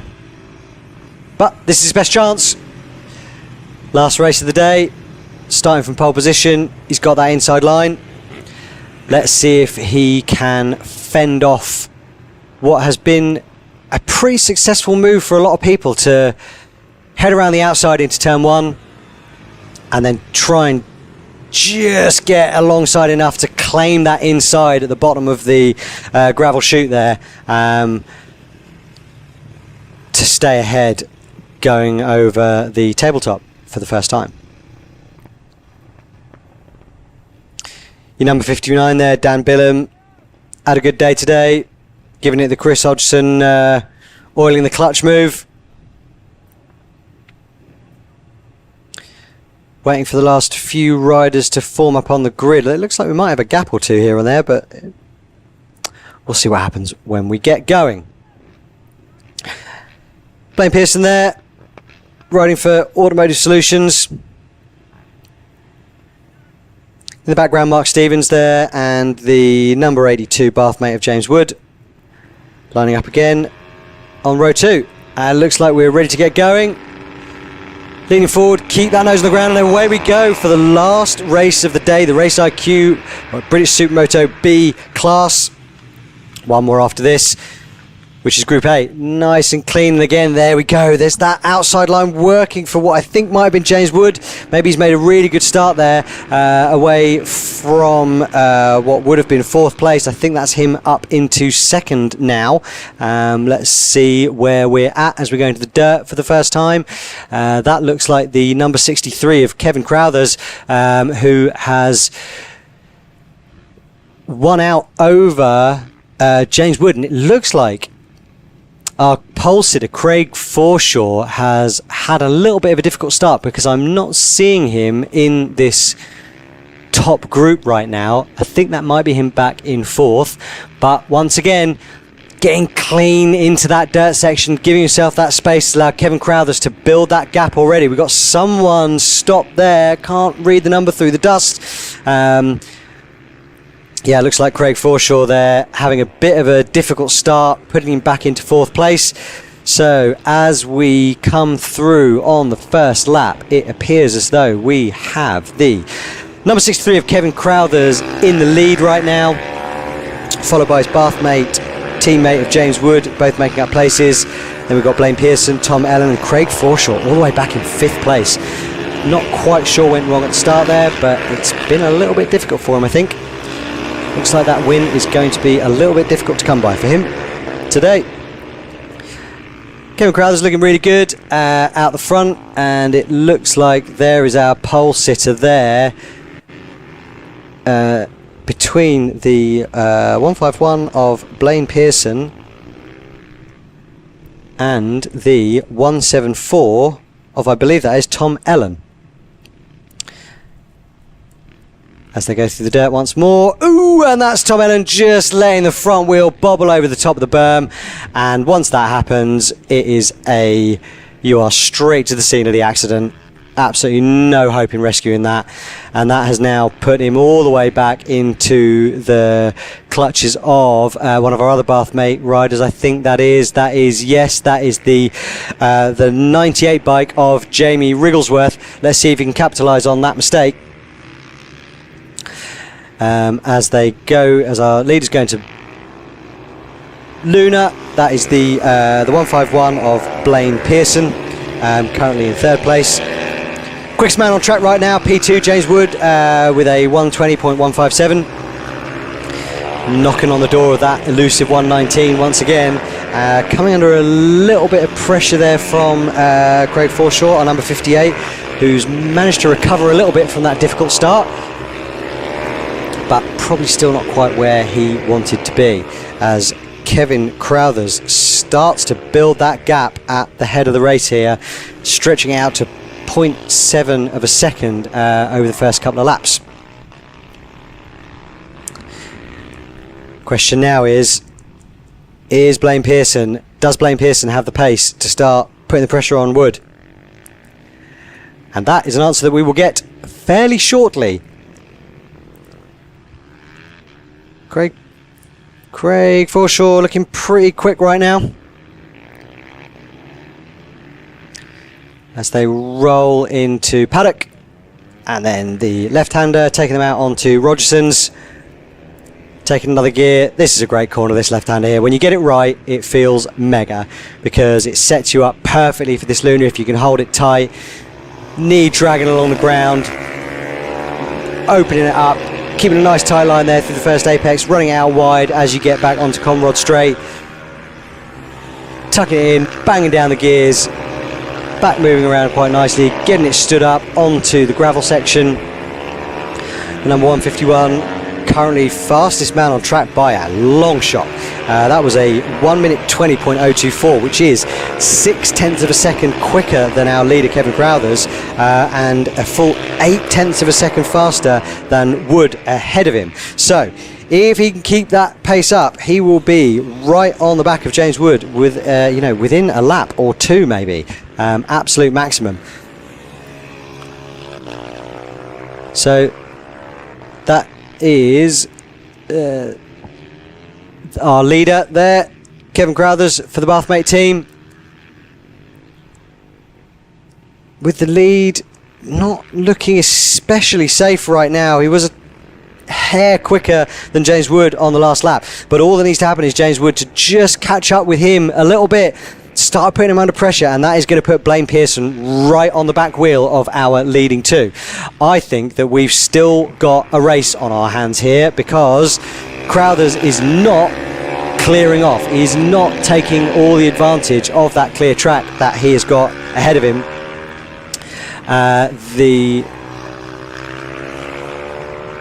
And there is that is it. James Wood right on the back of him now. This is getting exciting. So we've now, by the look of it, got 1, 2, 3 and 4 all separated by my count. What's that? I mean, maybe a couple of seconds there. So as soon as anyone in this group starts taking chunks out of each other, that is when the race is going to get decided. The question there always is, for James Wood, or for Blaine Pearson, do I attack James Wood? Is he doing enough to get on the back of Kevin Crowthers? Because if they start duffing each other up, that is going to give Crowthers the breathing room that he needs to start, making that gap. So it's a really important decision now to make as a rider. Do you stick or do you twist? Do you attack? Have you got enough pace to get the move done in one go so that you can start making that gap up to the first place rider without sacrificing your position too much and, giving that person in first place the opportunity to just build an unassailable gap as we go into the final 3 laps of this last Supermoto B race. And here he comes. Here comes James Wood looking up the outside. Can he get a move done this early? Not quite. He just can't quite get far enough alongside him. Carrying that speed onto that dirt section is dangerous. As we head over the tabletop, everyone clearing it nicely. No advantage to be had there by getting over that cleanly.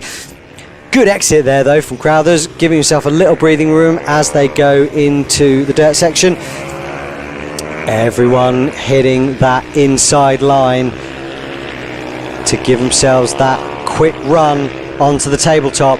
Fatigue setting in, pressure setting in, little bit of a gap there for Crowthers as they come out of the dirt section. Oh, he's had a really good run there through the end of that dirt section. As they head down into Joey Dunlop corner once again, getting on the gas up into paddock. Yeah, he's just edged out a little gap there. Maybe James Wood a little bit too concerned with what's going on behind him, and that is going to be driving Blaine Pearson up the wall. Fastest lap now with Craig Forshaw as we head into the last 2 laps of this final Supermoto B race, brought to you by Race IQ of the day. Has Crowthers got the job done? No, he hasn't got the confidence going into that dirt section. It's where he's giving away all his time, and it's putting these guys right on the back of him as they go into the turn 1 onwards on this lap. But again, he just manages to get that gap back out to give himself the breathing room into the dirt section. Can Pearson do anything about Wood? Can Forshaw do anything about Pearson? Are they going to start tripping each other up? It's always very easy to look at this and just think, well, just outbrake him, but they're all trying as hard as they can. They are going to be absolutely, as they say, breathing out of their behinds right now, pushing as hard as they possibly can, every last ounce of energy for the day, giving it absolutely everything. They are all going to want to be on that podium. Maybe first place just a little bit out of reach right now, but we've seen people having an absolute disaster today already, so can't write anyone or anything off with still 1 more lap to go. Right now though, as we go on to the last lap, it looks like the 3rd place of Blaine Pearson is the slot that is really under threat here. There's a little look up the inside there. Oh, he's going to go for it. Is he going to go for it? Yes, he has. Has he made it stick? Can he get it done? No, he can't. Just not. There isn't quite that much grip on the inside there. Everyone seems to be suffering just a touch, but that could be job done there? Are we Craig Forshaw just giving away? Yeah, he's still in 4th place now. Can he get the job done now? Going for that outside inside line. Gets it stood up, gets good drive there actually. Really nice drive on Craig Forshaw as they come out for the final time down towards Joey Dunlop corner. He's going to have to be right on his back wheel as they head into paddock right now. All he needs to do is keep that pressure up. Just giving himself a little bit of extra breathing. I don't think there's anyone that's going to be between them and the flag here, so it is a straight race, but it does very much look like Kevin Crowthers has bagged himself that last win of the day. Great ride from him. James Wood coming through for 2nd place. And no, Blaine Pearson couldn't do anything about Craig Forshaw. So that is your final podium for Group B of the day. Crowthers from Wood from Forshaw. Another great race in Group B. Another really good, really clean battle between our top riders. Dan Billum coming home for 5th. Tom Ellum in 6th. Then we've got Mark Stevens, Jamie Wrigglesworth, another top 10 for the Bathmate rider. Adrian Dealey, Dax Armand rounding out your top 10. And then we got Sean Rogerson, Max Feeney and Ian Rogerson over the line. Duncan Wright coming home 14th. And Eddie Rushworth. And there we go. Another absolutely brilliant Group B race there to round out the day perfectly. Now, time for the elite group. The final race of the day. The quickest of the quick. Big shout out to Jade Slater, who I know is watching right now. And I hear as well that the aforementioned motocross girls have had their best result. Yeah, I don't know which way around this is, so I apologise to them. But Avaya and Lily got a 17th and 24th in the 65cc category, so absolutely mega result for both of those. Hopefully we'll see you on a Supermoto bike soon, but big congratulations. Also heard as we go into our final Group A race of the day, this is Ryan Kringle's first time back after breaking 3 bones in his back. So big hello from Mum and Dad, who are currently watching in Mallorca, where I can't imagine it's a great deal hotter than it is here. So hope you're feeling all right, Ryan, after that little off in the first race.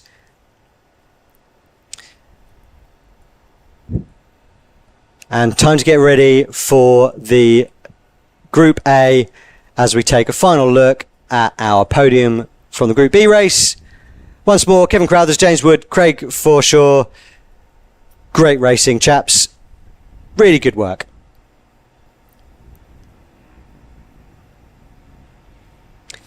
So, the Trips UK British Supermoto A race.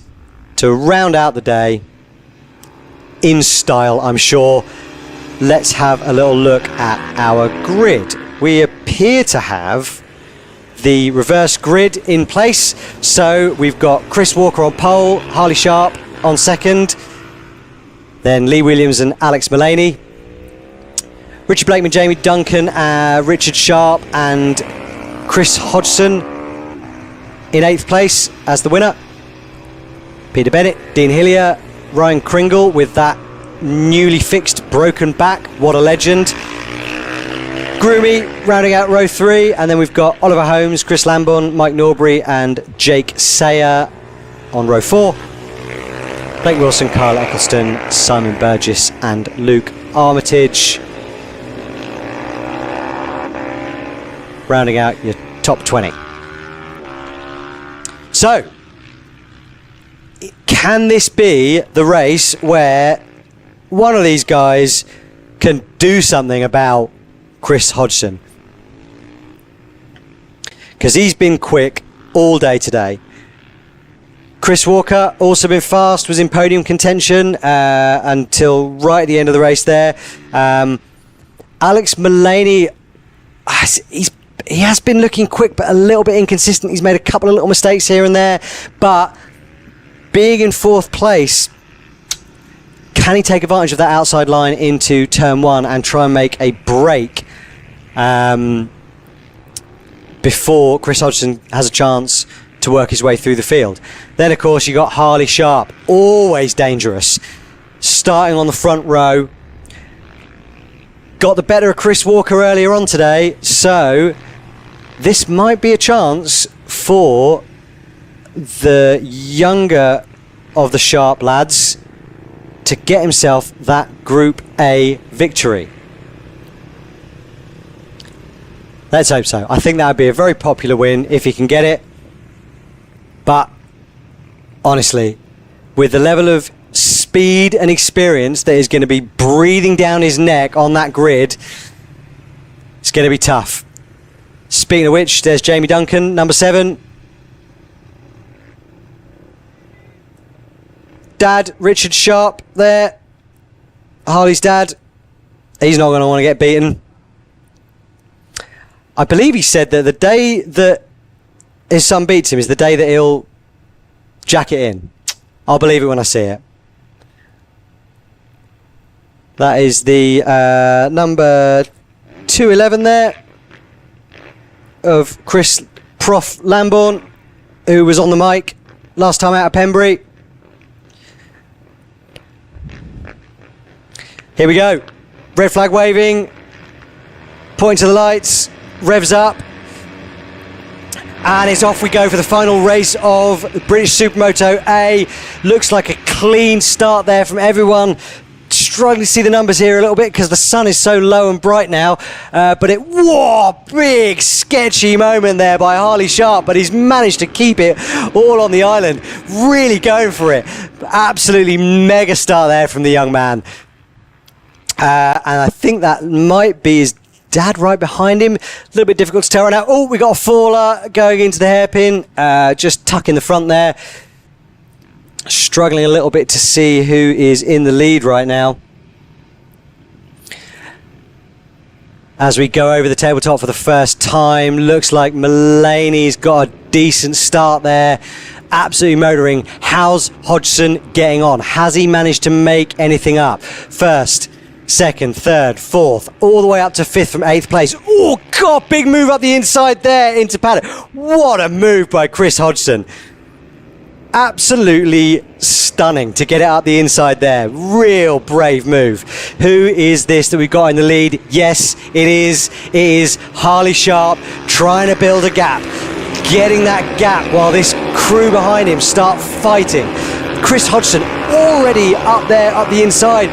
Can Alex May do anything? Yes, he can. Slams the door on him as they go into the chute on the way down. Looking like Chris Walker there in 2nd place.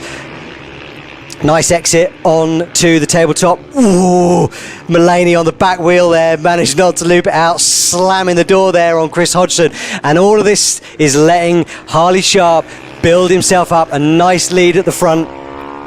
Chris Hodgson opting to take the outside line this time. He's one of the other ones that's been favouring inside-outside. Let's see if he can get it stood up, get the power on, get it up over that tabletop, but no, he can't, and that leaves him hung out to dry by Mullaney. But he's got great drive there. It sends it up the inside, fully sideways. What a move by Hodgson there. Can he put another huge move up the inside of Chris Walker? No, he not quite close enough. Takes that wide line to open that up. Is he going to try and move down there into the... Yes, he is. I've been saying all day he can't get that done, and the 18 times champion proves me wrong once again. So now, has Harley Sharp built enough of a gap now to keep Hodgson pegged behind him? Difficult situation here for Chris Hodgson because, to be honest, he sort of doesn't have to think that much about the championship. He's got a 100-point gap back to 2nd place. So as far as he's concerned, he can just go for the win here. I don't think he's going to be thinking too hard about, losing points in the championship battle here. just depends on how badly the young Harley Sharp wants it. I suspect quite badly. The other question, of course, is has he got the pace to keep Chris Hodgson behind him? Looks like we're about to find out. So let's have a look at their lap times. Last lap, Harley Sharp on a 1:14.652 on that lap. Chris Hodgson 4/10 behind on a 1:15. But again, oh, that's someone going the wrong way there. I think that might have been Blakeman there, having a bit of a nightmare. There's no way that gap's 2 seconds. It is definitely not 2 seconds. Hodgson is starting to close that gap now. Yep. All of the lean angle there.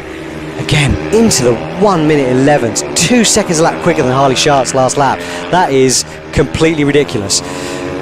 Down we go, gravel chute once more. Gets it stood up. Flicks it right over the tabletop. Great style. Getting it stopped nicely for that right hand hairpin. 7 laps to go here. Into the dirt section. Whatever happens here, this is a great ride from Harley Sharp. He just keeps getting quicker and quicker and more consistent all the time. And he's, I don't actually know how old he is, but a lot younger than a lot of these guys here, doing absolutely great work. But Hodgson just sizing him up now, figuring out where it is that he wants to put it past him. Again, you can see how much more pace he's got there, that he's able to just keep the bike a little bit further over. Quick look over the shoulder, and once again, job done into that left-hander where, quite frankly, you've got no right to be going past anyone for the lead for a Group A race. But really good work from Harley Sharp. Now he's coming under a little bit of pressure now from Alex Mullaney. The question is, can he keep tagged on to Hodgson for long enough to keep Mullaney at bay? Let's have a look at the lap times. Hodgson on a 13.8 on that last one. Harley Sharp on a 14.62. Mullaney quickest on track right now on a 1:12.884.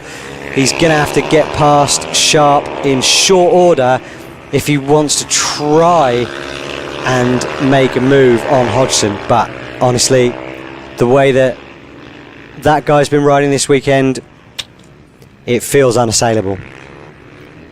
So, we got a battle for second and third place, shaping up quite nicely. And that top three are building an enormous gap to the group behind them, which is made up of Jamie Duncan, Chris Walker, Richard Sharp and Lee Williams, who are our next group. Again, that knee down start is going to be helping him through here as Mullaney sizes up. Harley Sharp has to stand up a little bit there. I think that's Dad giving him the come on. And he's just great move up the inside there. So much confidence on the brakes. So much confidence in the front end there. Styling it out over the tabletop. Mullaney looking really good there. Hodgson now with a pretty comfortable 2.6 second gap. And again, can Sharp tag on to the back of Mullaney? Can Mullaney start to do something about that gap to Chris Hodgson? Let's see where they're at the end of this lap. I'm going to have to count it out. Yeah, looks like it's now out to about 4 seconds. That little scrap with young Harley Sharps held him up a little bit there. P1, 2 and 3 now, looking a little bit spaced out. So they wind it up through Luna, 4 laps to go. Mullaney looking really good there. Nice and sideways into that right-hander, down the gravel chute. Picking it up, right over the tabletop. Again, just great style. God, I wish I could ride a motorbike like this. Panning back now to Richard Sharp in 5th place. Currently trying to chase down Jamie Duncan. the number 7, as they go into the dirt section, going for that outside line. Again, that's probably the motocrosser in him. He just get it stood up and powered out over that tabletop. But it does compromise the line a little bit there, it seems, even though you would imagine you'd be better off there, opening that upper touch. Running up through the gears, nice and sideways there, foot out, giving it gas. Can he close down? That's another fastest lap there from Hodgson. Chris Walker a little bit slower than Richard Sharp on that last lap, so maybe he's actually lost a little bit of time there, but he's still, yeah, looking like Sharp's just starting to edge that gap out. Yeah, he was a second lap quicker there than Hodgson. Whoa, foot off the peg there, big sideways once again, dancing it over the gravel there. Ooh, big move there from our number 94. That's Lee Williams on Ryan Kringle, trying to stick one up the inside of him. But this looks like this is where our fight is for 6th place here, between Kringle, Williams and Chris Walker. Splitting the difference there as we go into the dirt. One goes outside, one goes inside. Walker following Sharp through, I think that is. Beg his pardon, Kringle.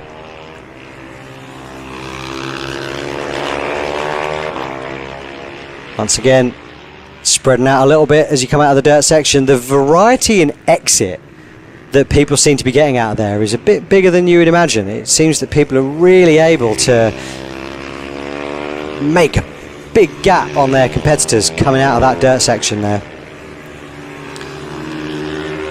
Kringle just starting to edge away that number 121 after he washed out the front through Luna earlier, looking much more comfortable now in this final Trips UK Supermoto A race. Lee Williams really getting up on him through the braking zone there though. Looks like these two are starting to drop the number 155 of Chris Walker as we get into the later stages of this race. Still looking good on that KTM though. Oh. Over the tabletop. Now, has Lee Williams got anything left in the tank? Anything left in his locker that he can throw at Kringle? Not by the looks of that exit. The way that Ryan gets out of that turn is unbelievable. Just stands it up, fires it out as Chris Hodgson takes the last lap flag. And what a performance from our runner-up last year this weekend. He has looked like Marc Marquez at the Sachsenring, just completely untouchable. Even starting from 8th on the grid today, nothing that anyone can do about him. Phenomenal ride. Alex Mullaney following in, just about 3.5 seconds behind.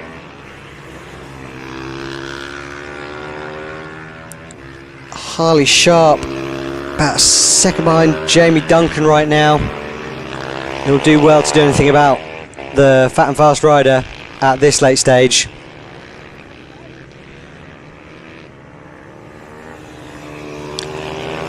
As Chris Hodgson rolls it into Luna for the final time. Someone on the deck there, giving himself space, hopefully for a nice big wheelie. There it is, one hand off. What a ride. Alex Mullaney coming in for a well-deserved second place. Jamie Duncan, be pleased to be on that last step of the podium. Not sure who that was on the deck there, couldn't quite make out the number in time. Great ride from Harley Sharp there, 4th place, just ahead of his dad Richard in 5th. Great ride by Ryan in 6th, Liam Williams coming home in 7th with Chris Walker in 8th, Blakeman in 9th and Dean Hillier rounding out your top 10. with a 122.977 for his last lap. Just under 30 seconds behind the leader. Oliver Holmes, Peter Bennett, great ride from Groomy there to 13th. Chris Lambourne, the prof, in 14th. From Kyle Eccleston and Jake Sayer rounding out page 1. Blake Wilson, Luke Armitage, Simon Burgess, Scott Wright, Neil Mellon doing really well there to make his way up to 21st place, ahead of Andy Mitchell and Mike Norbury, our other graduates from Group B, and the man himself, Jason Slater, coming home in 24th. And that is a wrap for our racing for today. We will be heading over to Simon Bentley any second now for our podium interviews.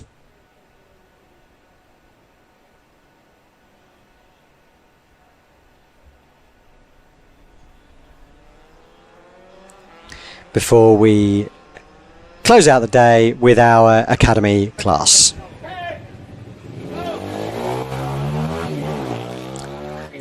Little snot rocket there from Hodgson. 3 out of 3. Got to be pleased. Yeah, it's been alright. Just disappointed in my starts this weekend, so far anyway. They've been pretty poor, to be fair. I seem to go backwards at the start rather than go forwards, but it just makes things a lot harder. You had to work for it, didn't you? Yeah, no, I definitely did in that one. By the time I got past all them, Alex was gone. But no, I was quite happy to get in front of Sharpie there. 3 interviews. 3 interviews, aye. Yeah, Plenty of telly time. Yeah, there'll be translations going on willy-nilly, but yeah. Well done anyway, mate. Cheers. Well done. So, on to second place. Alex Swillaney. How was that, man? You had to work for it, didn't you? Yeah. I mean, it's finally nice to get back on the box on the last race of the day. Struggled all day, to be fair. I was had a bit of a mare in the second race, but made it work, got a second, I'm happy with it. It's a nice way to end the day. But I saw you give Ollie the head shake down the straight. yeah, you know, it's always nice to have a bit of fun with your best mate. I'm going away with him next week, sorry. And I'm sure we'll talk about it next week. But it's nice to have the crack with him. Great stuff, mate. Well done. Deserve it. And again, winner chicken dinner, Mr. Chris Hodgson. How was that one? You had to work for it. Yeah, tough one from 8th. Yeah, we lost my grandma early on this week. So, Yeah, difficult times, mate, yeah. promised my granddad trophy, so... Well, you was always going to get one. Yeah. I don't think you've been to a meeting when you haven't got one, have you? Unless you broke your leg or something. So, yeah, so this one's for my grandma. Cheers. Yeah, okay. 3 out of 3. Can't be bad. Brilliant. Cheers, mate.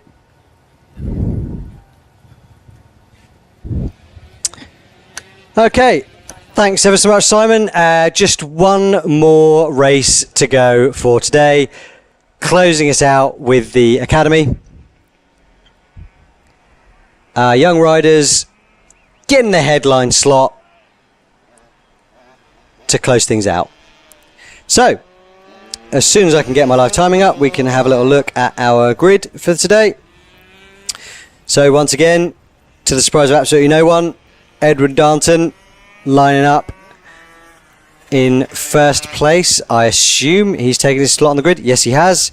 We got Archie Reynolds, Isabel Wingate, who's going to be buzzing after that win earlier on in the Supermoto. Rip Jennings, Max Road, and Cole Reynolds rounding out your top 6. Just waiting for the last few riders to form up on the grid. And we'll be ready to rock and roll for the Supermoto Academy. Temperature just starting to drop a little bit now, but it's still an absolutely ridiculous 27 degrees centigrade. Wind nice and low. Still relatively low humidity, 45%, but no one's going to be complaining about any of those numbers, especially after the slightly sketchy conditions in Pembury and the absolute deluge in Rowrah. But it's lights on and away we go. No, it's a great start there from Archie Reynolds, who looks like he might just be able to do something about our race winner today. not quite able to get it done there, and once again there just doesn't seem to be the grip there on that outside line, which becomes the inside line at the bottom of that chute, which once again has allowed Edward Darnton to make a break for it once more.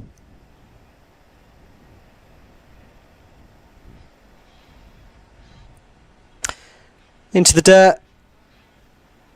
I'm fairly certain that we're not on the last lap right now. This should be a 6-lap race for the Academy kids. Ooh, a little bit nosy there from Edward Darnton on the tabletop,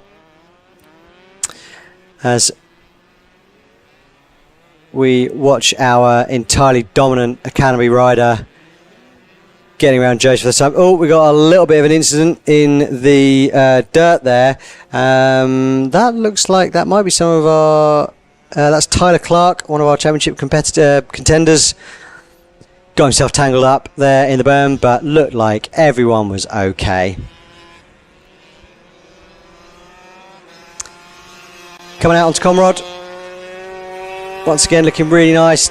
Getting nice and tucked in there. Get those elbows tucked in. Get that head underneath the non-existent screen. Looks like he's going down 3 gears there. Getting it stood up over that chewed up gravel section. Down the chute. Little look over the shoulder. You can relax, mate. You got this covered. Casing the tabletop a little bit there, but I couldn't clear it, so I'm not going to say anything. Into the dirt. Already built up a 3-second gap there from Reynolds, who in turn has managed to pull out 3 seconds from Wingate, back in third.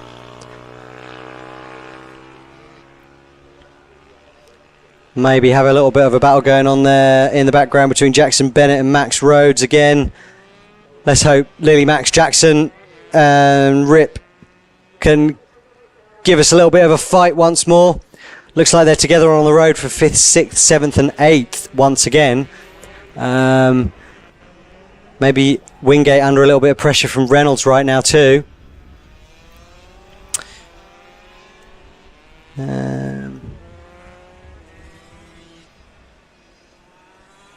Yep, that looks like we've got... Yes, we have. That is Cole Reynolds starting to apply a little bit of pressure to Wingate here. Looking pretty good as we go into Luna there. Looks like he's got a nice exit there. Yes, he has.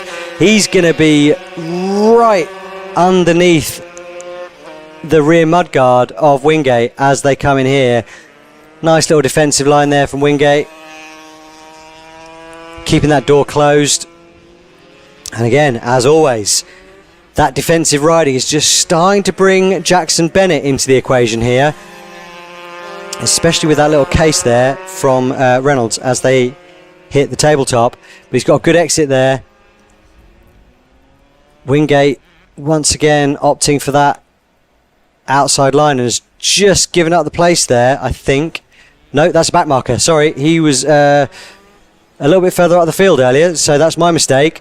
That has just held up Jackson Bennett a little bit. No effect really on the Reynolds Wingate battle, I don't think.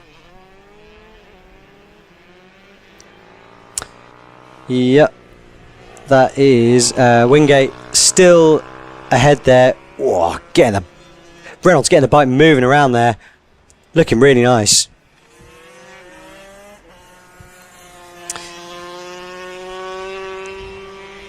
Yeah, he's just got the run on it here. Is he going to try it? No, he can't do the Hodgson into the left-hander there. Just hasn't quite got the drive. You've got to have so much overlap with someone to get it done there. It foreshortens it a little bit when you're looking up the track here, but it is a really fast right-hander and you're turning in quite a lot earlier than it looks on the screen, which means that that gap that you're trying to go into closes very fast and very, very quickly indeed.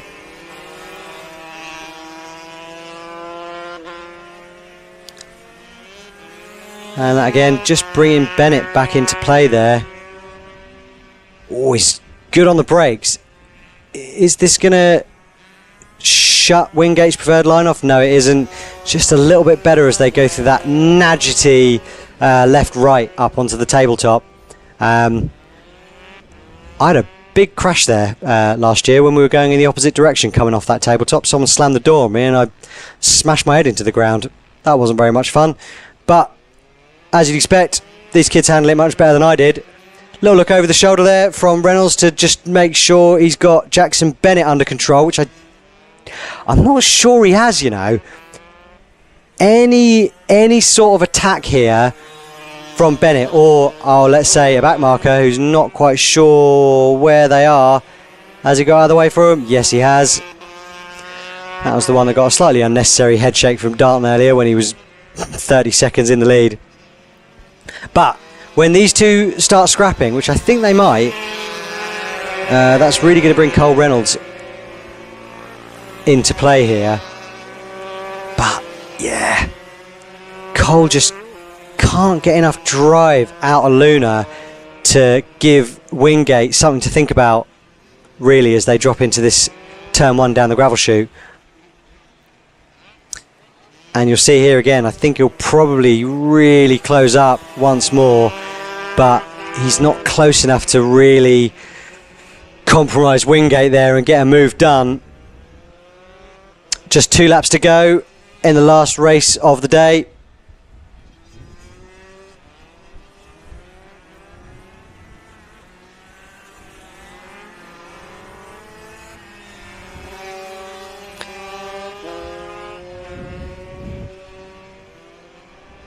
Still trying to apply that pressure, but Wingate absolute is not cracking it.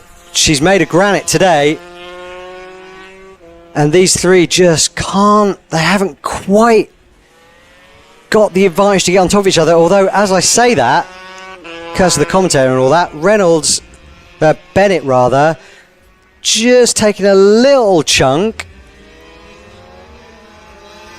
out, but it seems to kind of even out as they get back. Okay, and we're back on Danton now, who is now 10 seconds in the lead from Archie Reynolds in second place. Again, another great ride from the youngster.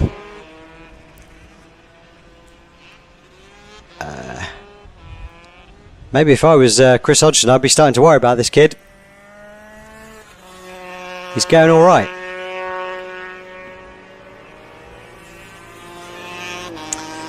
Dealing with the back markers nicely.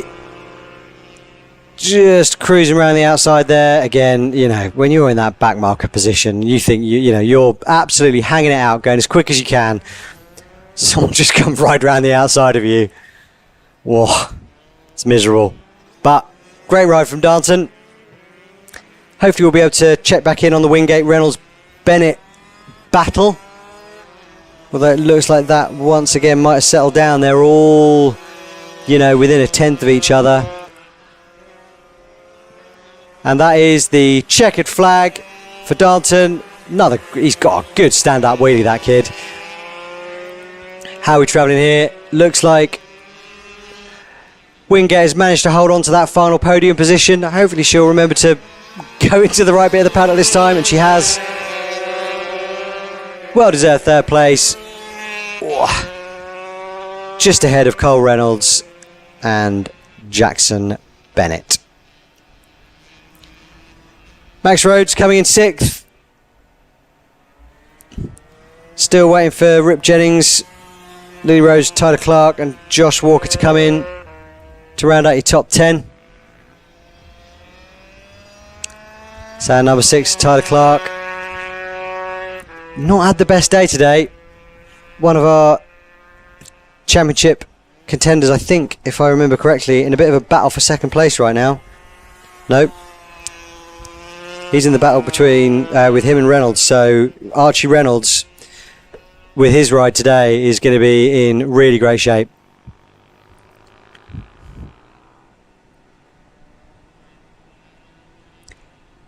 Great rides all round.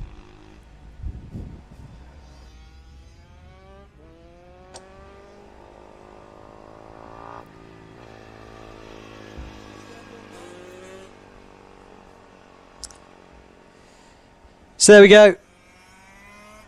Our final podium of the day, Edward Darnton, Archie Reynolds and Isabel Wright, rounding out your rostrum in this academy race. And that brings us to the end of our coverage from Three Sisters up here. Thank you very much for joining us. We hope we will see you in a few weeks for round 6 at the iconic Oliver's Mount. Thanks to Dan and Phil.